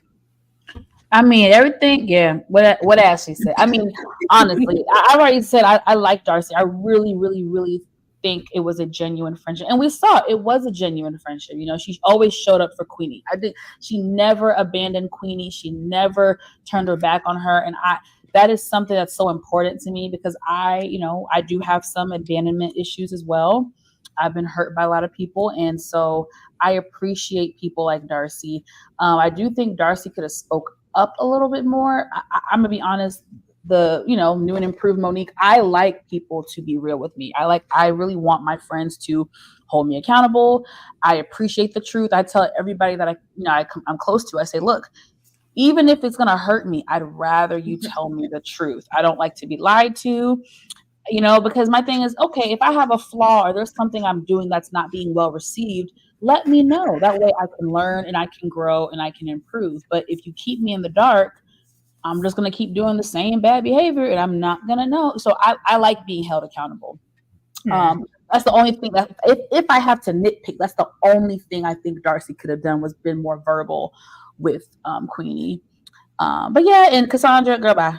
Like Ashley said, it was very obvious. Like Ashley said, it was always a disdain. Don't get me wrong. Now, Queenie was a bad friend, and she was a piece of work herself. So I can understand being annoyed by Queenie in certain situations, but there was this disdain for her. So yeah, bye Cassandra, bye girl. Yeah. Hey, I'm gonna come to you. I want you to tell me why Queenie ain't get fired. Yeah, tell me. She need to lose her job. How many black people were at there? Was she a diversity hire? Yeah, just she was, but we all the more reason for us that we could have got another one. Friend. She needs to go. She needs to go. That's the only time I gave that boss some real grace. I was like, anybody else, girl, I would have fired you easily. We're sleeping in the office. She swiping on her idle time, like just not, But she's also they could talk down to her and put microaggressions out. She's like a pushover almost. So why would you let go of this black person that I can push around to maybe hire somebody that I can't? Well, you told us. I guess that's a good point. At the end of the day, girl, you better do your job. You get fired. I ain't like none of that. Like, it's one thing to get your little kicks with your little vanilla flavored men, but you ain't doing your job. That was sending me. Shout out to Darcy for holding it down. POP, like I was here for Darcy. You couldn't tell me nothing if she got to sit here and babysit you in the workplace and you just drinking. Or even that moment of the boss trying to tell her, well, I think she said if you got two legs in the air, you don't have keep one on the ground. Listen, that's what she said. You got two in the air, keep one on the ground, sis. You're throwing it out of every draw leg. You're doing the most. Slow down, 10 speed. That's the only respectable moment I feel like the boss had with her. I was like, she put up on game, sis. Like she can see like you're flailing a little bit, like something is going on, or even, prior to the happening, if you need to take some time and maybe even tap into, the therapy things that we offer, I'll give you time to do that and still pay you. Like, girl, go do that. No, I don't need any, time. That's when, the demons coming up. And she really did not want to be isolated and alone. And I'm sure that's, a stint from her being left by her mother in that brothel, wherever the hell she left. I don't know what it was. Hostel. What was that? Girl. Oh, I don't know what that was. The Mary and Joseph, Jesus place. Okay. With Cassandra, we playing Scrabble, gifts, waiting for sex, in a fake gentleman persona. With Queenie, we're being treated as expected. Maybe he'll be gentle this time. Now we have the blow up happen. First of all, I felt so unsafe for Queenie with Guy constantly popping up in her home. Yeah, me too. And he's, intoxicated and he's really aggressive in his approach. That whole thing of you not taking no for an answer the first time I say it, like, that's scary. I didn't know how far that was going to go and what he was going to do. Or even Queenie giving him the bed and her going to sleep on the couch. I was like, girl, if you don't call the police, I just couldn't. But he, keeps coming to her for that. But, you see the difference in the way that he is treating Cassandra versus how he is treating Queenie, even though it's whatever for Cassandra, we're giving her the runaround so we can still entertain Queenie for sex. And when, it happens, we're best friends and girl, but, Cassandra decides to show her true colors and how she's felt about Queenie this whole time. Ashley, I'm going to come to you first. How did you feel about just the overall presence of Guy? Because we did see him quite often, and the multiple times she kept allowing him into her space. I just was hoping nothing happened to her. Mm-hmm. And just how, you low-key already spoke on it, with just, the flailing of the friendship. Cassandra felt like that the whole time about her. I mean, okay, London is a huge place. It's like he listen, she didn't know that was your man, first of all. Second of all, he was a scary person to me. I thought he might SA her, honestly, because people like that who don't respect boundaries really make me uncomfortable and nervous. Like you said, when I say no the first time, take heed, because then I don't know what you're capable with and I might have to use force. I'm just gonna set it right there. Like, I don't like it one bit. he was like a predator in my mind. And the fact that she would still acquiesce, like, oh, maybe he'll be gentle this time. Girl, they just said your cootenanny was tore up. Like, why would you even open your mind or heart to think, okay, I'm gonna let him back in there? Yeah, he was just a despicable dirtbag. And then even with the whole confrontation, he was like, well, so like, are we still gonna eat? Like, even after Cassandra came in, busting down the door, like, I'm like, this is just so sick. He didn't like nobody or anything. He, quiet as it's kept, he ain't like Cassandra either. Yeah, I thought it was gross, but I like you. I was afraid. I didn't like that. I thought we might see that, and I'm glad we didn't. But he was pushing all those boundaries. Monique.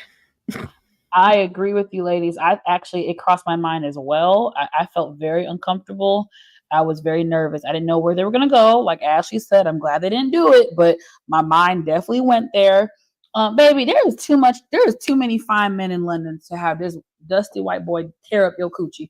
Girl, bye. If you wanted casual sex, you could have hit up. I've been to London. I got family in London. There are a lot of good looking brothers and vanilla swirls out there. So anyway, ain't nobody tearing up my coochie. Nah, baby, you ain't tearing that nan thing up. Hell no. What else? Because I mean, Cassandra, obviously, I understood her initial shock of WTF, but knowing Queenie's integrity and character, I would have believed her. Like, first, this is the thing, Cassandra. This dude, he wasn't no dude that's like pretends like he's Prince Charming, but he's really a player. No, what you see is what you get. He is a player from the Himalayas. So I didn't understand how she was, well, he texts me one day and then he's all over me and then he doesn't talk to me for 3 days. Well, bitch, hello, sorry. Hello, ding dong.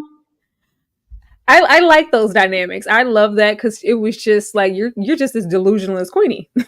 Neither one of you, I love when Queenie read her so eloquently and said, you know what? I used to think you used to have your stuff all together, and then I realized, honey, we're not much different. I love that. Yeah, I was here for it. EJ.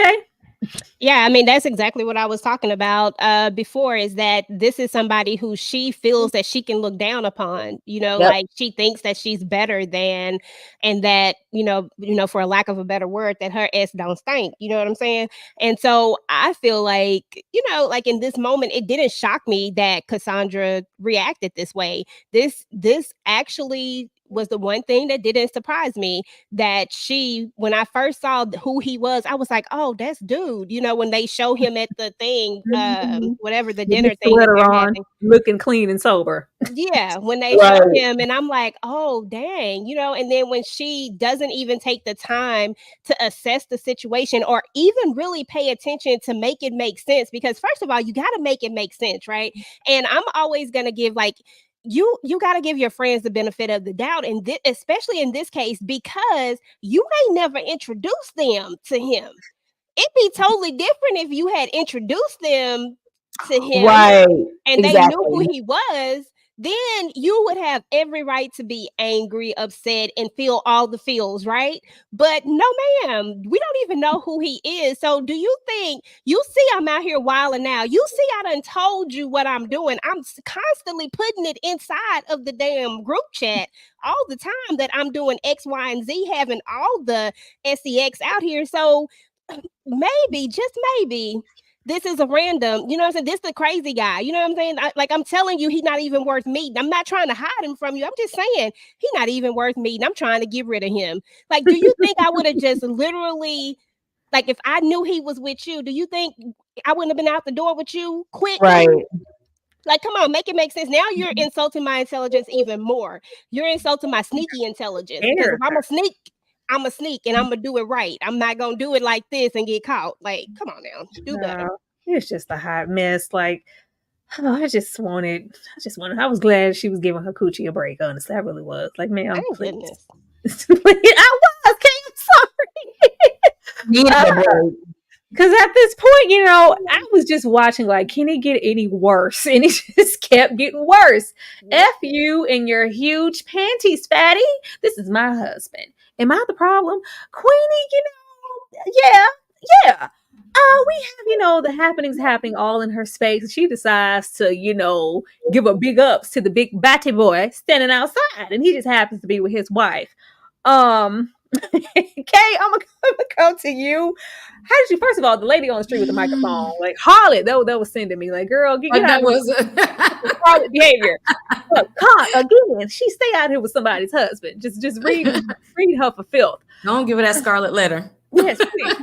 How did you feel about this, Kay, and kind of Queenie?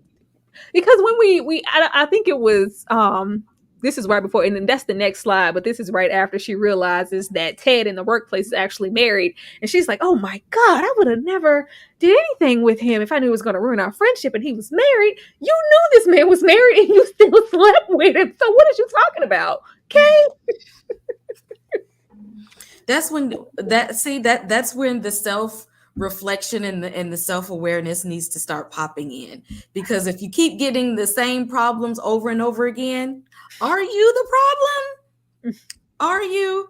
And what can we do about it? Because she's just letting these things happen, not speaking up, falling into these terrible situations like it's just, something that's just occurring spontaneously. No, you put yourself in these ridiculous predicaments. Nobody told you to do any of this foolishness. Nobody. EJ, how did you feel? I was not here for the wife instantly coming for Queenie's side and wait and fed. I was like, girl, Queenie look good. I don't know what you're talking about, but she wrong. But Queenie look good. EJ, that was the only thing that she could come with, because the thing that I was thinking, I was like, first of all, she is fine, and that's what your problem is that your husband chose this particular woman to go and have this, whatever you want to call it, fling thing with.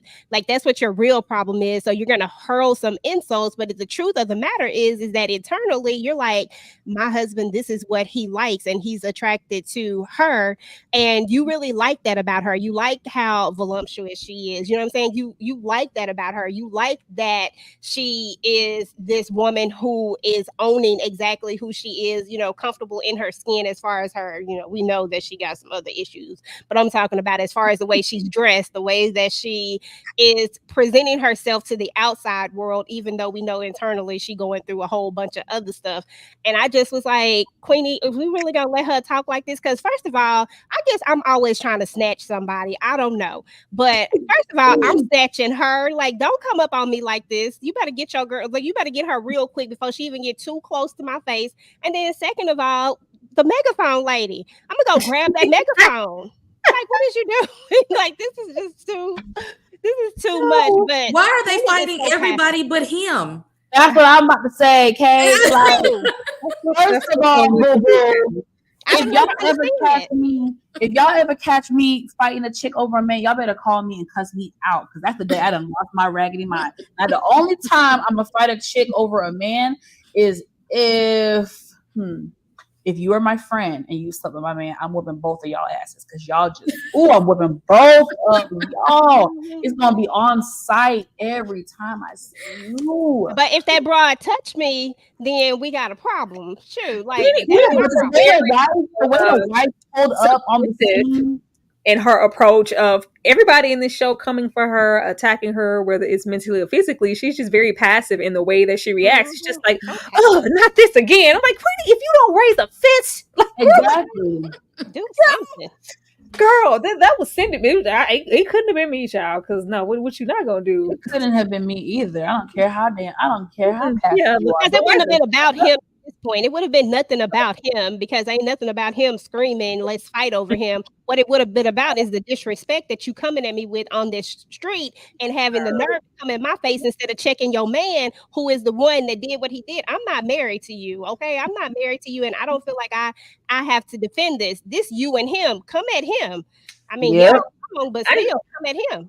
I thought it was interesting how when it came to this wife, to Cassandra, and even getting into Ted's wife, it was more so kind of giving the same energy of like, I never thought that this would be your type. Like this is what you're interested in sleeping with. Aside from me, this is what you're cheating on me with. That like they just, oh, not Queenie.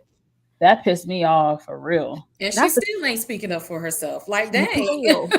Still.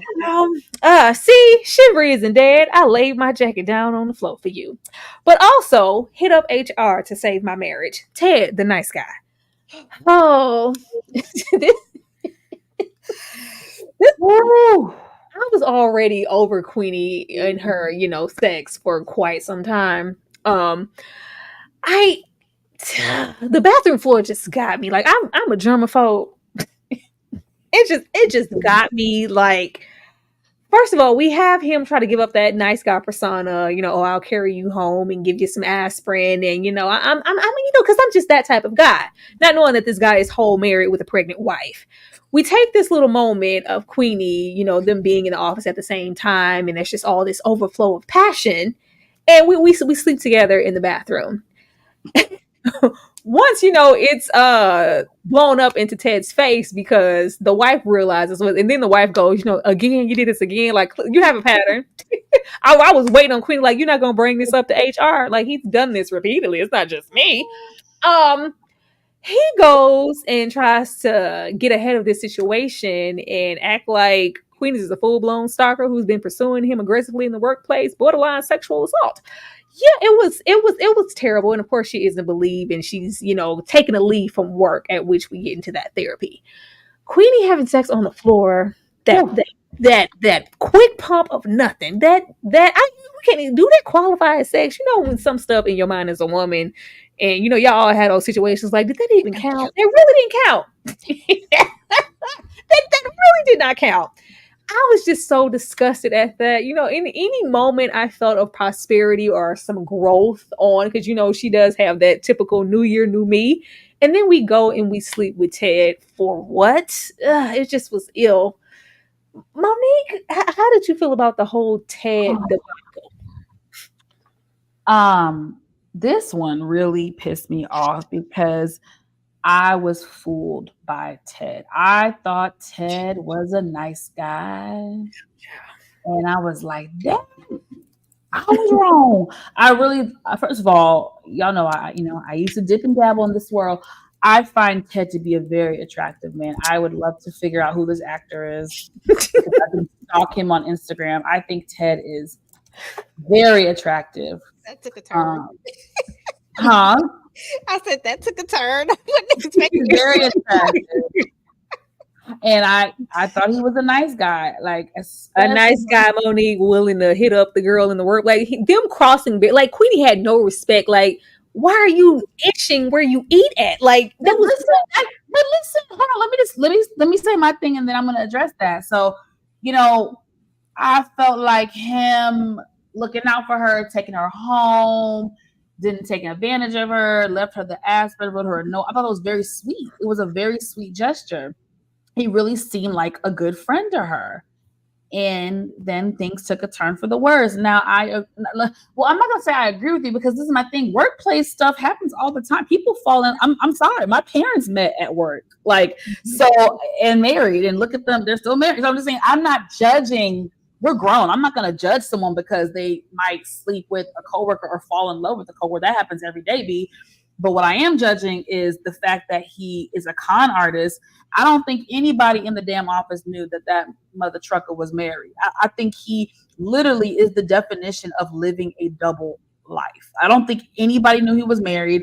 So when the wife popped up, pregnant wife popped up, it was like WTF. So out of all the situations that Queenie was in, this is the one that I actually had some sympathy for her, because I felt like, this is just my opinion. I just felt like, I do feel like she was duped, because I felt duped. So that's why I'm going to give her grace, because I got duped too. And then the sexual assault thing, I would have tatted that ass, because What? You really don't give a you did this to cover your ass with your wife who you know is not about to leave you. I'm sorry. She ain't gonna leave you. This wasn't the first time. She's pregnant, she's hormonal, she's not leaving you, boo boo kitty. So you're gonna blow up my life and my integrity and my reputation to save your booty. Oh, I would have that's why at the end when the best friend about to fight him, I was with it. I was like, whoop him for me, girl. Kick him. But Ted really disappointed me. I was so disappointed. Monique, I don't know who you saw. Maybe you was, on an attraction tip. I thought Ted was slime from the moment we met him. I thought he was slime from the moment. Like, if you present yourself as a sucker, you're going to get licked. She kept presenting herself as the easy mark and the sucker that she was. She was, regularly making herself very available in every single aspect. She wasn't properly conducting herself in the workplace. And he saw that. Like, she was an easy mark. That whole little situation of, that was a plot in itself to, oh yeah, I'm a good guy. I'll take her home. Like that was, an inch too close. I guarantee you, if it was a situation of her being more so sober, he would have took that opportunity as well. Like, she just was such an easy mark and making herself regularly available to men that she shouldn't have. And the whole drinking, I think it was an office party, the engagement party where there's a whole lot of people that you work with. Just her whole image was just trash in my opinion. And I feel like he recognized that and took them out. He didn't give a damn about Queenie. he didn't care about her. Like, he was waiting for his turn. That's what I got from Ted. Okay. It ain't even about Ted. It's about her and her lack of boundaries. If she had real boundaries, then that wouldn't have happened. If she had boundaries, she wouldn't have let that one dude at her house again when she said, I'm done with him, and he came over drunk. When you have boundaries, you're not even going to open the door. And if you keep knocking, I'm calling the police. Yeah. If you had boundaries in the work environment, then you would know, we just co-workers and that's it. Okay, I don't even know your personal life. You don't even know my personal life. If it ain't about this project, then what are we here for? It's messing up my money. And she already knows she was on a thin line at that job anyway. Her lack of boundaries. If she would have had better boundaries with her family, she would have known they wouldn't have kept hounding her and pressuring her and triggering her with trying to mend a relationship with her mom when she wasn't ready. It's about her and her boundaries. I agree with everything y'all said, but I don't think she should be judged because she had a romance at the workplace. That's been happening since the beginning of time. My parents met in New York City. I don't get why that's a problem. For me, it's John in his cubicle. He comes in his little tweed suit, looking good every day. Hey, we went on a date outside of work and it was great, and I'm interested. But I think there's a way to go about that and still keep it, at your job. She had dropped everything. Girl, them panties was on the floor, and so was her back. You're right, Tara. First of all, Boo Boo Kitty, I wouldn't be smashing inside my job. That is crazy because what if you get caught? I'm gonna get fired, boo boo. No, I need my money. And then I don't care how much I want the D. I will never lay my body on no dirty ass bathroom floor. Why couldn't they just buck up against the wall? Why y'all had to lay on a nasty ground? I didn't understand that for the life of me. What the hell are we watching? That seems so disgusting. It was so but that goes to where Queenie was at that time. Like that goes to show her like how far she has in a downward spiral. As we're watching this, we continue to see this character go further and further in this downward spiral. With each episode, she does something else that's just a little more like, whoa, a little more to the next level. And you're like, what else can she do? I think Tyra said that earlier. Like, what else can she do? And just to speak to the workplace thing, I think that when it comes to the workplace, we got to remember that HR is there for a reason. They make rules for a reason because someone broke a rule and this is why we do this. They tell you in HR, if you're dating, you need to come and tell us so that we know that you're dating, because there are certain reasons why people need to know that people are dating. Stuff like this happens. And so I feel like workplace stuff is cool when it's outside of the workplace. But if you're inside of your workplace, and I 100% agree, she absolutely should be fired. All the things that she's done at this workplace, she ain't doing her job. She She worried about the wrong things. I don't know what she's doing. A long time ago. even with the Christmas situation, she's at the office because she's trying to get Drunk. away from her mother. But she's even at the office. The boss called her in because she's like, there are some insane posts going up on our site. So she's like, oh, I was pocket, texting, and I was like, she just. That's what I'm saying. That's why I didn't want to go in on the boss, because I felt like the boss gave her a lot of grace. Most people would have been fired her.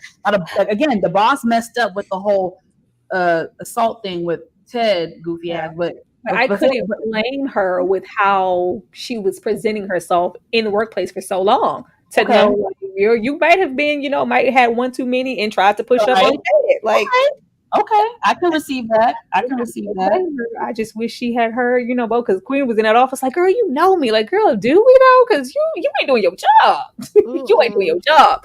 That's we get into a young Sylvie, Roy abuse and abandoning Queenie. So Sylvie's real dad is in Jamaica. We ain't get nowhere into that little note. There was a whole lot of subtext in that note. I was like, always love, and I was like, well, girl, did you leave your true love in Jamaica instead of for your husband? Like, what exactly was it? Were you cheating? Were you in a side relationship? Clearly, you were in some like. It was just so many things going unspoken.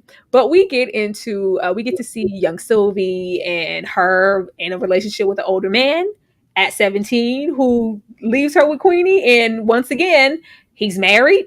We see, these repeated things happening. He's married, and I thought he was going to leave his wife, and he lied and all these other things. And that's just that. But once we have her, it is all about Roy. It seems like she was trying to have some semblance of the family that she felt like she could never give her, and she was willing to tolerate all the extra antics that Roy had to offer, even if it was at her expense or her daughter's expense, or even just really getting from under the family thumb and be off on my own independent.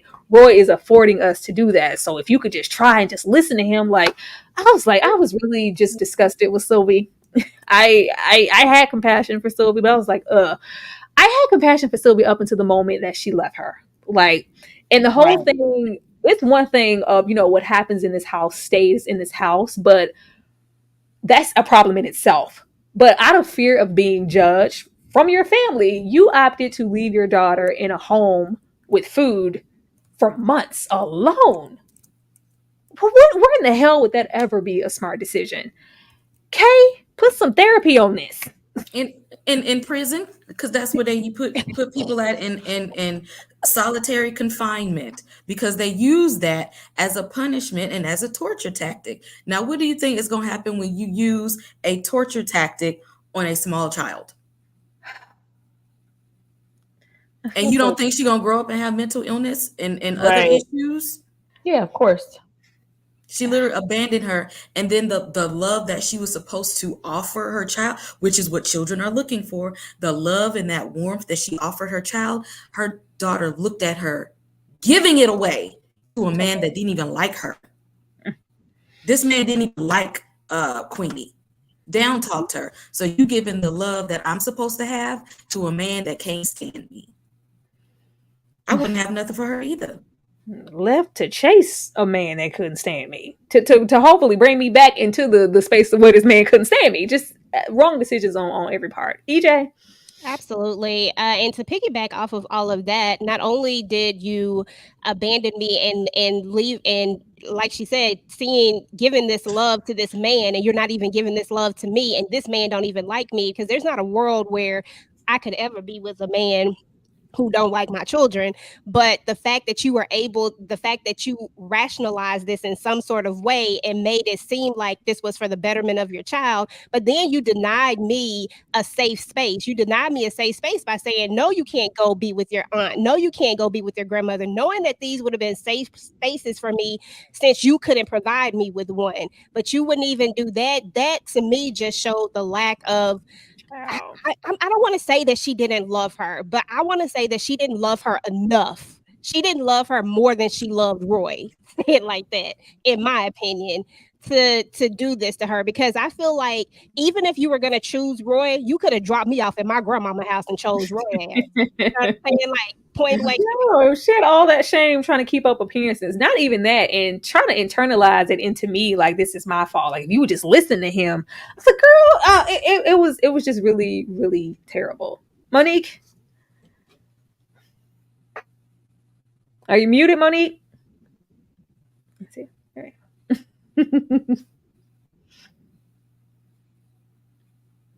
All right, sorry, y'all. My microphone died.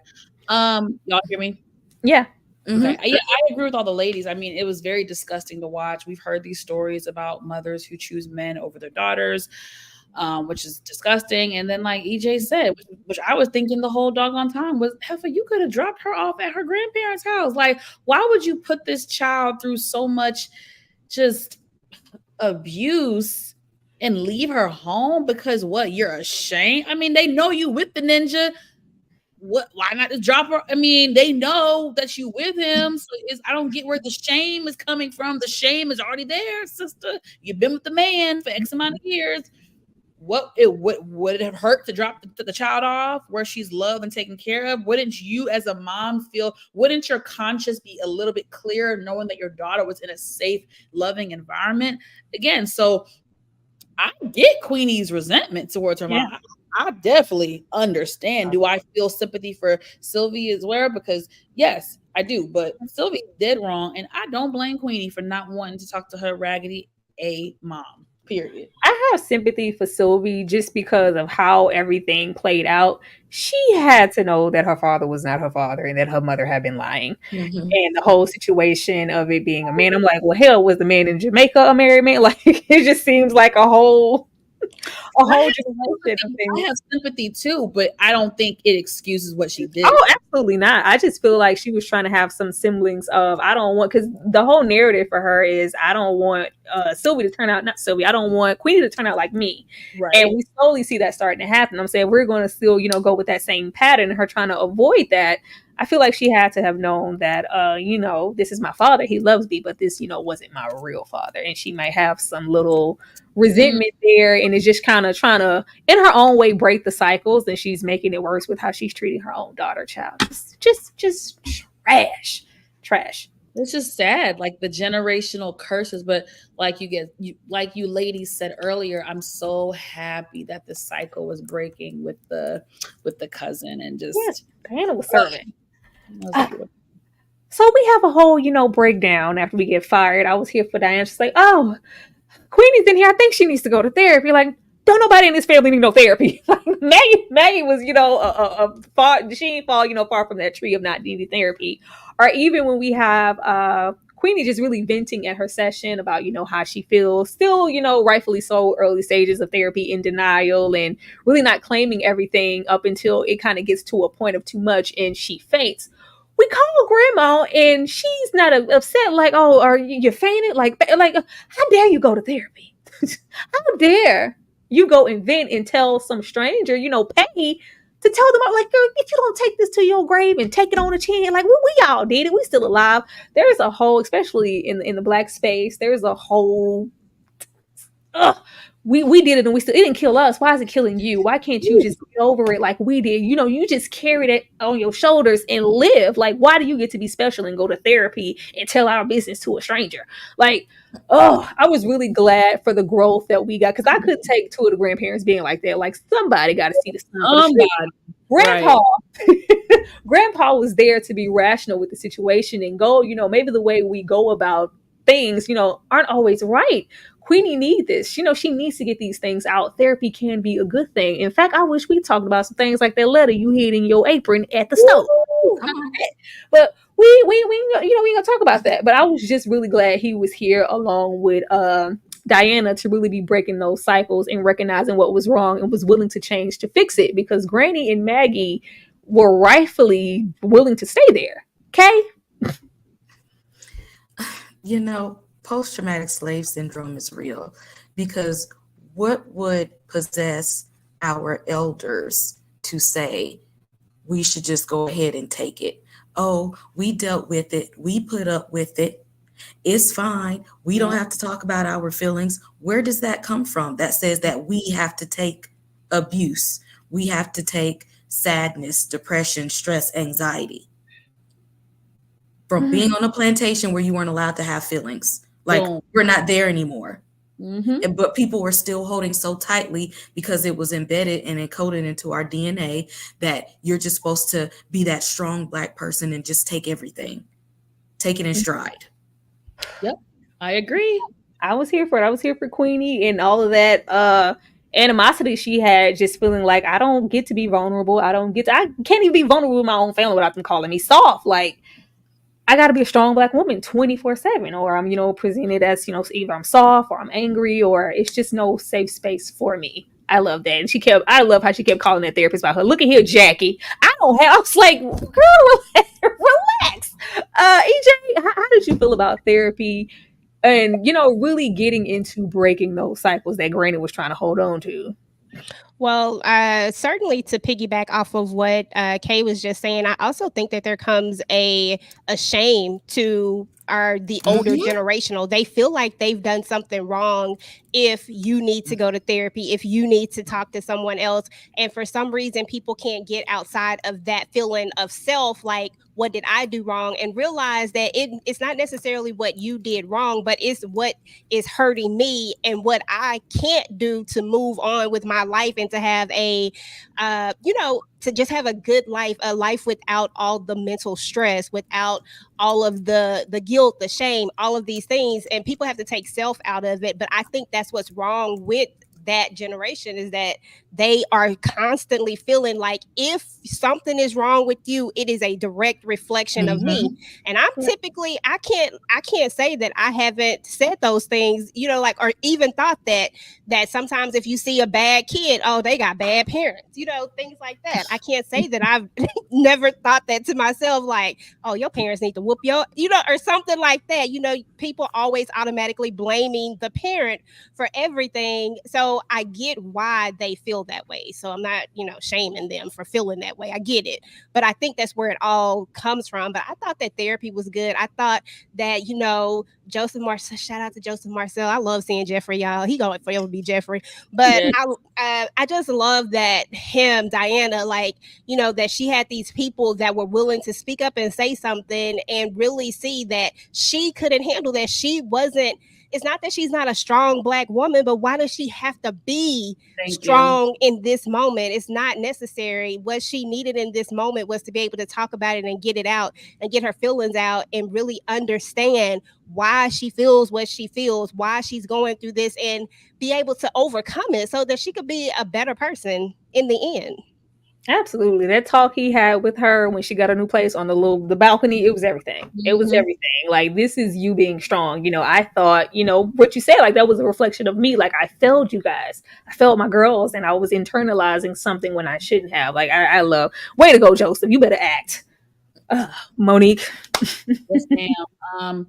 Baby, when she finally went to therapy, I was like, thank the Lord, because I knew from episode 2 she needed therapy. And like, I've been very transparent on my channel.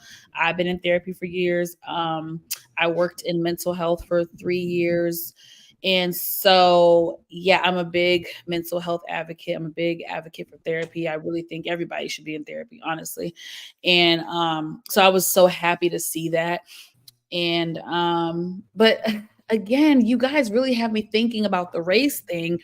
And my only complaint about the show is that they didn't tap into that, because even the therapist was white, child. Everybody's white. Everybody gotta be white. Like, everybody white. Like, everybody gotta be white. So when they flipped the camera, Monique, I was like, girl, after everything we've been through, everything. Not a white therapist. Damn. So I'm glad I'm speaking to you guys about it, because again, maybe because I binge watched it really, really quick, but now that we're talking about it, I'm like, you know what? My only complaint about the series is that they did not tap enough into the complex that she may have had with white people. Where did that stem from? Why did she primarily like white men? I really would have loved to tap into that more. But shout out to the therapist. She was a great therapist. She did her job very well. She was asking them questions. She had Queenie's wheels turning, and I appreciate her for doing her job well. I feel like they were trying to just chalk it up to everybody was gonna, be like my family or Roy. So this is why I'm gravitating to these white men and just, white people in general. I was like, I just don't feel like that's enough. I need something, because she was strong. No, I need something. I agree with you. I needed something more, because damn. I'm with y'all now. I didn't see it at first, but now that I'm replaying the scenes, no, there was a weird complex with white people, and they didn't address it enough. I don't know if they did address it, it was very subtle, and Yeah. we did not need a subtle explanation because it was very loud. Yeah, I was like, we have to be getting season 2. Like they left it to where if this was the and it left kind of complete but incomplete at the same time. Yeah. Okay, anything on anything else on all of this on a good therapy? Because I think you said in the comments, you saying what we said, that it should have been a black therapist. Exactly. I mean, thank God she did need the therapy. She did need that part. But Queenie, we're gonna have to take it to step 2. Okay. We're gonna have to explore this racial undertones of where we getting this from. Because if she don't fix it, she'll pass it down to a child. And have her child thinking that white is right. Yeah. I did like that aspect of therapy in her kind of exploring the miscarriage or just her feelings towards passing on, from Sylvie to her to my child. I think there was just symptoms in her to feel like I'm gonna maybe that was why she was trying to attach herself to the whites. I don't know. Maybe she was trying to break that chain.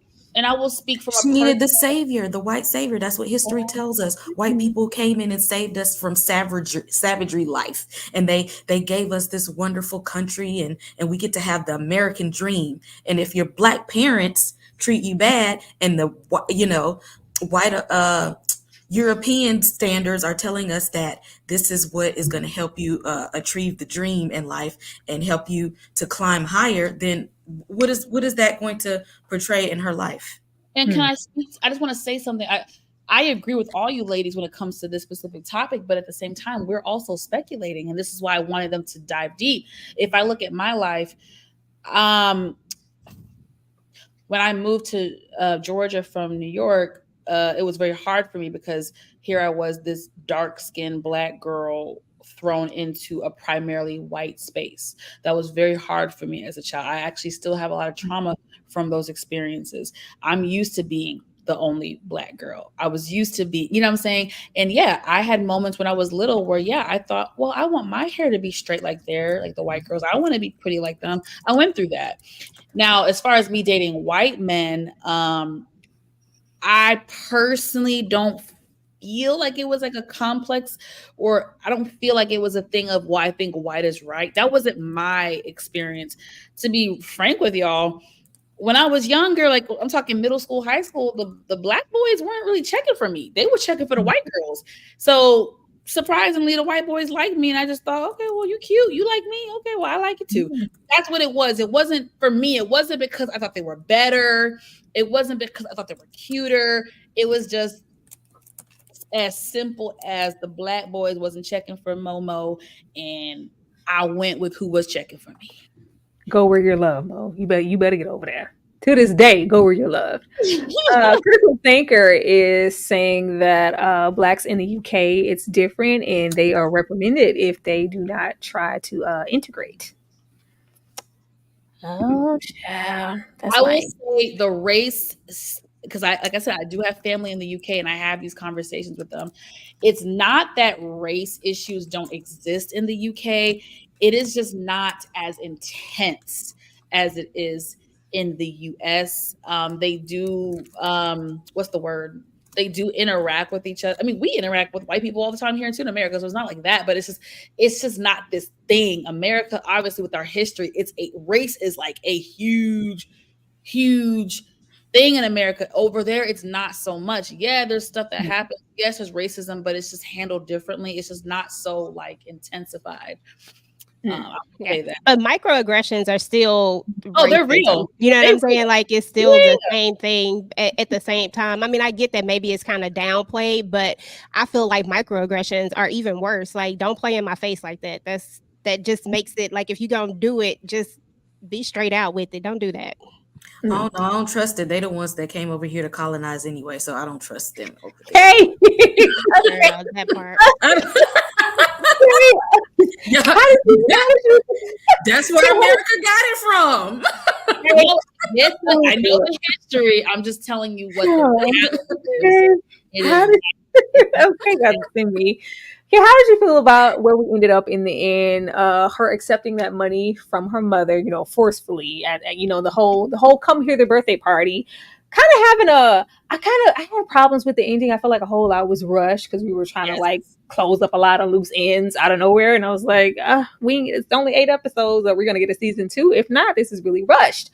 But we have not only her turning 26, but we have the therapy aspect and her trying to forgive her mother, but in her own time, and she's just not ready. We have her finally be vocal about her being upset and that she can't buy her affections, but also accepting this money to get into her new space. We have her also have the opportunity to go back to work, and she's like, no, I'm gonna continue to do my own thing with my social media and me covering Black stories. I do deserve more, and it's not gonna be here in this workplace. And we also have her trying to tiptoe into some why do we fall in love type energy, some A. Marie, and maybe give Frank an opportunity, realizing that he's not like Roy. Even though we stretched that a whole, I was like, girl, if you don't tell that girl, hurry up. She's making me mad. But we do have her finally kind of get into those feelings after for the 70th time. Grandpa's like, where is that Frank? I like him. Can you bring him around? He's a good man. He's a good man, Savannah. Stop playing. Kay, how did you feel about all of this closing up for Queenie and what we got in that final episode? I think it was good that she started to realize you have to get to a place in your own healing to understand that forgiveness is not allowing people to walk over you and not erasing your trauma, but it's to say, I can put up boundaries with you anyway. It's to say, I don't have to be angry. I don't have to be triggered, but it's okay to put up boundaries because of my experience. And that allowing her opening herself up for doing something different instead of living in the same toxic patterns over and over. And I think that's helping her family also start to look at, okay, we kind of do need to evolve because there's been some toxic stuff going on here. Yeah. And she gonna be working with the Blacks too. EJ? That part, girl. That part I was really excited for because I felt like, okay, finally, you've been trying to pitch these stories and pitch these stories, but you're not getting that they don't want them stories. Like they don't want this, and she's low key telling you this every single time, but you just you keep acting like you don't get it, and that was irritating me. So I was happy that she was gonna finally go somewhere where she was actually wanted and where her voice was gonna actually mean something, and where they could see what she was seeing, like where they would respect the stories that she was pitching. Because it wasn't like she was pitching some BS stories. She was pitching good stuff. But anyway, so I liked how she in the end said no to to her old boss, how she walked away from that because don't come at me now. I felt like I would have felt like the consolation prize. You know what I'm saying? Like now you're saying, okay, but we had to go through this. No, you didn't have to go through this because what's his name probably still had his job while you were doing this investigation, but I was put out here and made to feel like I was the problem when clearly you could have looked at this videotape because that's the first thing I said. Y'all ain't got no video cameras in here. Why are we not looking at the tape? Roll the tape, please. So I was happy about that part. I was also happy that the grandfather that somebody said, hey, Roy, I'm not Roy, where's Frank? You know what I'm saying? Like, where is Frank? And so I was happy that she was giving something else a chance. And what I was really excited about was but at the same time, I wanted a different conversation. Was oh boy showing back up? Like, no, you don't get to come back now after all this time. And now you want to come back and you want to bring me these flowers. But I wanted that conversation. I wanted her to throw in his face exactly what happened. Like why I, went inside of myself, why I didn't talk to you, why, like I wanted her to just get it. I felt like it would have given, I don't know if it would have gave me closure or her closure, but it would have gave somebody's closure. Somebody needed that conversation.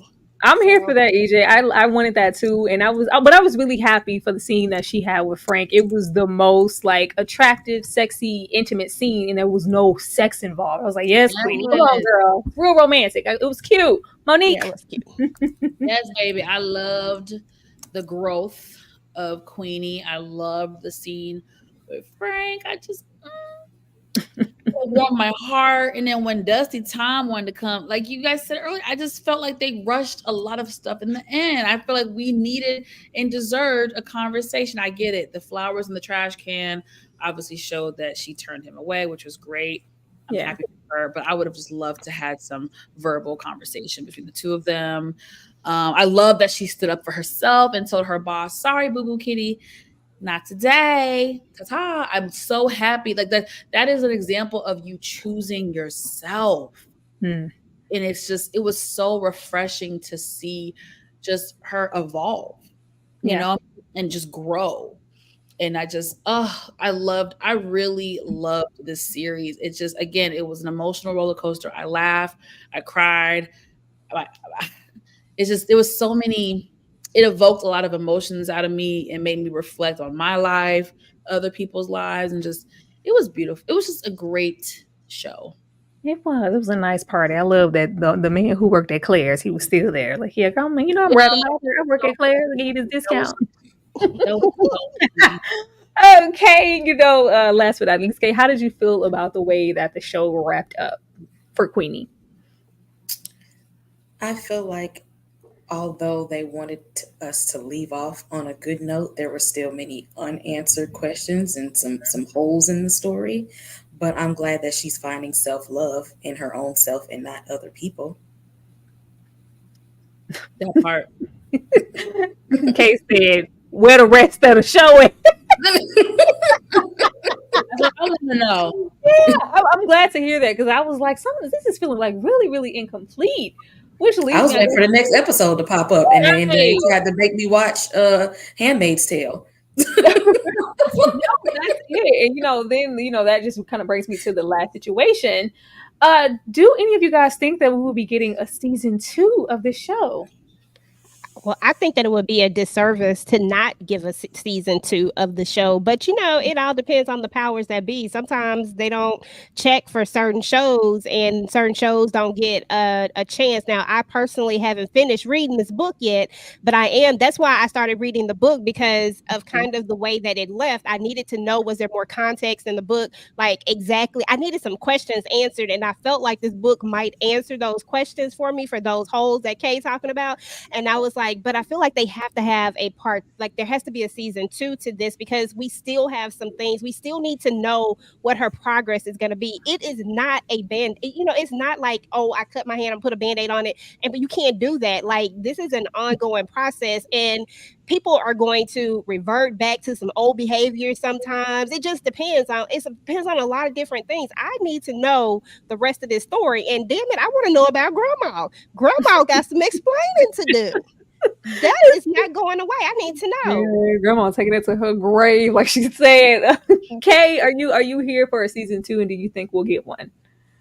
If we get one, I definitely will watch it, because just because she's trying to start this venture on her own with work, we don't know if it's going to fail or not. Okay. Yeah. We actually don't know what the conversation is that she had with Tom. That all we seen was what was the aftermath? Where are things going to go with her and Frank? Is that going to be a trigger for her trauma to come back when she may enter a relationship? We don't know. Actually, is she actually going to have a real relationship with her mom? Or is she just going to have her, at arm's length? Yeah. Same questions I had, Kay, that were not unanswered, and I would definitely be here for a season 2. Monique, are you looking forward to a season 2, and do you think we'll get one? Because these shows here, sadly, they tend to give us a one and done with these, or like, I really thought that this was going to be a limited series with how they presented it and how it was all there for the taking. I hope that it's not. I think that'll really, like you said, EJ, be a disservice to the show and everything we tried to explore, and it'll really feel unfinished. But you just never know. So we just gonna wait and I guess see what happens. I don't know. Monique's there to give her opinion. Monique. Monique went to scratch her scalp, y'all. Let me take this off. Oh man, this has been great. I feel like we covered it. Did we not cover everything? That was everything. Don't ever fix your face to say I did anything so far. I left something out. See, I told you. What you gonna do, Monique? I said, what you gonna do? Y'all didn't hear the doorbell? Yeah, my food. Okay, we need to get off here, Monique. I was asking, were you looking forward and did you want a season 2 of the show? I think a season 2 would be nice. Like I'll be okay if I don't get it. Like I'll live without it. But if they do it, it'd be like, okay, cool. I'll watch it. So. All right. Well, we're gonna get ready to get up out of here, you guys. Let me thank you guys and the ladies one more time for being here. We're gonna come right back, and I'm gonna let these ladies have the floor to tell you what they do on their channels and where you can find them. I'll be right back, y'all. On the video. I know you heard me on the radio. True. But you still don't pay me no attention. Listening to what your girlfriends mention. He's a freak. Got a different girl every day of the week. It's cool, not trying to put a rush on you. I have to let you know that I got a crush on you. Hey, yo, sure, won't you go get a bag of the weekly? The undressed in the balls through. Count your dues, thinking I'ma cheat you. The only one thing I wanna do is freak you. Stone set, I got my own baguettes. And I'll be doing things that you won't regret. Little killer queen bee, so you best take heed. Shall I proceed? Yes, indeed. I'ma throw shade if I can't get paid. Throw you up to your girl like the only connect. You can slide on my ice like the Esther cake. And then you get cheese with the marmalade. Not you, oh, who's he? I even think your man's down, but I know your profile. In your ear and get you all shit I was jamming. Just keep it on the hush. Thank y'all so much for supporting us today here in this chat. Now, I am going to most definitely come to my girl, Kay, first. Kay has a whole lot going on. Before I even get to Kay, be over here tomorrow. We will be going live to discuss Interview with the Vampire. Don't miss it. Don't miss it. A whole lot occurred in episode 5. Y'all want to be here for me to get into Armand strolling in them shades, okay? Be here for that. Be here for that. But Kay, I'm going to give you the floor to let the people know what you do over there on your Horror and Hooch podcast and where they can find you. Go ahead, Kay. Yes. Please subscribe to The Fifth Wall, Calling All Nerds. If you like horror, if you like comic books, come on over. We're talking Interview with the Vampire, Evil, X-Men 97, Godzilla -1. We're going to be talking about House of Dragon and The Boys coming up real soon. So if you are a blurred, a nerd, a geek like me, I need you to come on over, hit that subscribe button, follow us, because we got the content you're looking for right here. All the horror, the comic book stuff, and the drinks. Yes. I got what you looking for. This is what the Fifth Wall looks like. This is what the channel is. Y'all go over there and support my girl Kay. Kay be working hard and getting that content out. Go over there and support her on all her platforms. The podcast, the TikToks, YouTube, all the good Instagram, things. all the good things. All those good things. Thank you so much, Kay. Go on over to get y'all some horror and hooch. Kay be watching all the horror, y'all. I don't know when she all of it. Monique Nicole, I am going to come to you next to let the people know what you do on your channel and where they need to come and support you at. Go ahead, Monique. Absolutely. Hello, darlings. So if you're new to me, my name is Monique Nicole, and I do a plethora of things. I do a lot of reality TV stuff. I also do a lot of pop culture things, and I love TV shows. So of course, I do the Power universe. I do the BMF. But there's different sides to Momo. So I'm also going to be covering House of Dragons, honey. So y'all need to come on in, subscribe, check me out. Again, I'm on the road to 1,000 subs. So please, if you like the vibe, support me. Show me some love. We're trying to grow. Okay. Say it with me. Growth. Thank you. I had to say it with you, even though I was back here. Growth. I know, me too. You know where I got that from, right? Y'all know where I got that from. I hope y'all know. Insecure. Once again, you guys, this is what Monique's Nicole's. This is what her channel looks like. Everybody be checking for their links in the description box down below. But you guys get over there and support her. She says she getting into, the good old House of Dragon. You ain't gonna get into that over here on the struggle. Y'all better go over there and get you some, because I ain't doing that. We're gonna do House of Dragon too. Let me know. Go over there. Collaborations. Yes, first with each other. Love it. Y'all go over there and support Monique and get her too. We real cute and close to 1,000 subs, y'all. That 1,000 subs hurdle is It's a beast. Go support her and get her to 1,000 subs. K2, get on over there. And last but not least, I love Monique. Like, so yeah, hair flip. Get over there and support me. Really. Last but not least, I'm gonna come to my girl EJ so she can tell y'all what she got coming up and where y'all can go over to support her. Go ahead, EJ. Hello. What's up, everybody? First and foremost, thanks, Tyra. So glad to be back on your channel again. And so nice to meet you. Miss K? I was about to call you Miss K. So nice to meet you, K. I think this is my first time meeting you. So anyway, on my channel, I do a variety of things. So of course, all the powers, the shies. I do a lot of lives with the ladies. We do movie night. We actually have a live coming up tonight in about 15-20 minutes. We're about to talk about the shy, but I do actually do a variety of stuff on TikTok. I have a variety of stuff going on over there as well. I do some old school stuff with Run That Back, which is like just for television shows.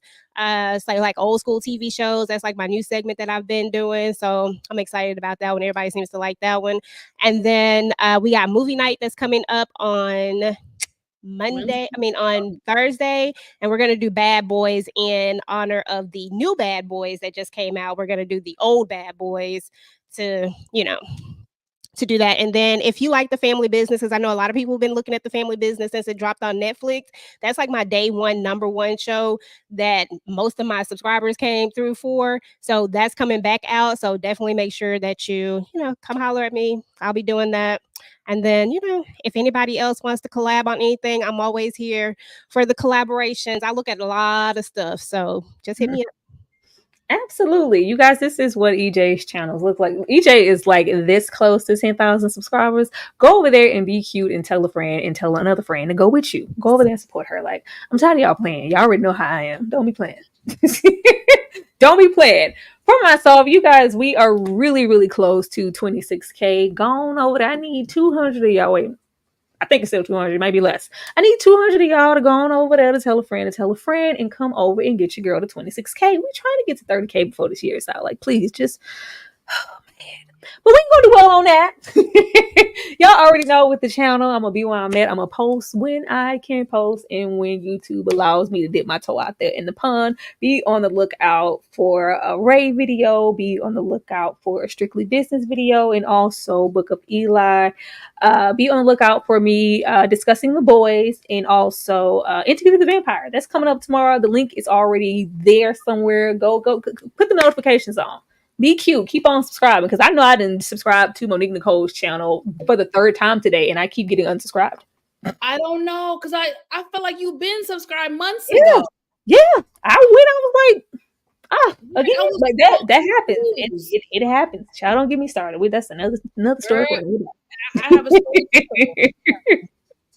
But you guys have been amazing. Once again, we love those comments in the chat. We love those super chats in the comments. But the comments that matter the most are the ones that we leave below when we finish this video, and you drop down and let us know what you thought about the show, what you thought about our opinions, and also hit the like button and going over there and hitting the like button too, because we streaming. But anything else, ladies, before we get on up out of here? Just thank you again, Tara, for thinking of me, reaching out to me. I really do appreciate it. You don't have to extend yourself, but you do, and that means a lot to me. And thank you for turning me on to the damn show. I needed to see this show. It did something to me. Again, even though I couldn't always relate to Queenie, I could understand her. You know what I'm saying? So it was a great series, and baby, keep sending me more content, please. Content. Absolutely. I appreciate it. Thank you. You're welcome. Thank you for having me. I can't wait to talk about Interview with a Vampire, because girl, be right there in that chat, right there, because it was a lot going on. I'm so excited about this episode. I know for the next episode, EJ, I want you to come through and join us for the live for episode 6. If you're free, to talk about it. No, I will be there. I love this show. Me too. Thank you for hosting. Queenie stressed me out. I try to do what I could do, but you guys have been amazing. The audience has been amazing. We would definitely see you guys next time, and Kay and I will see y'all tomorrow. Good night, y'all. Come back, please. All of you. Bye, y'all.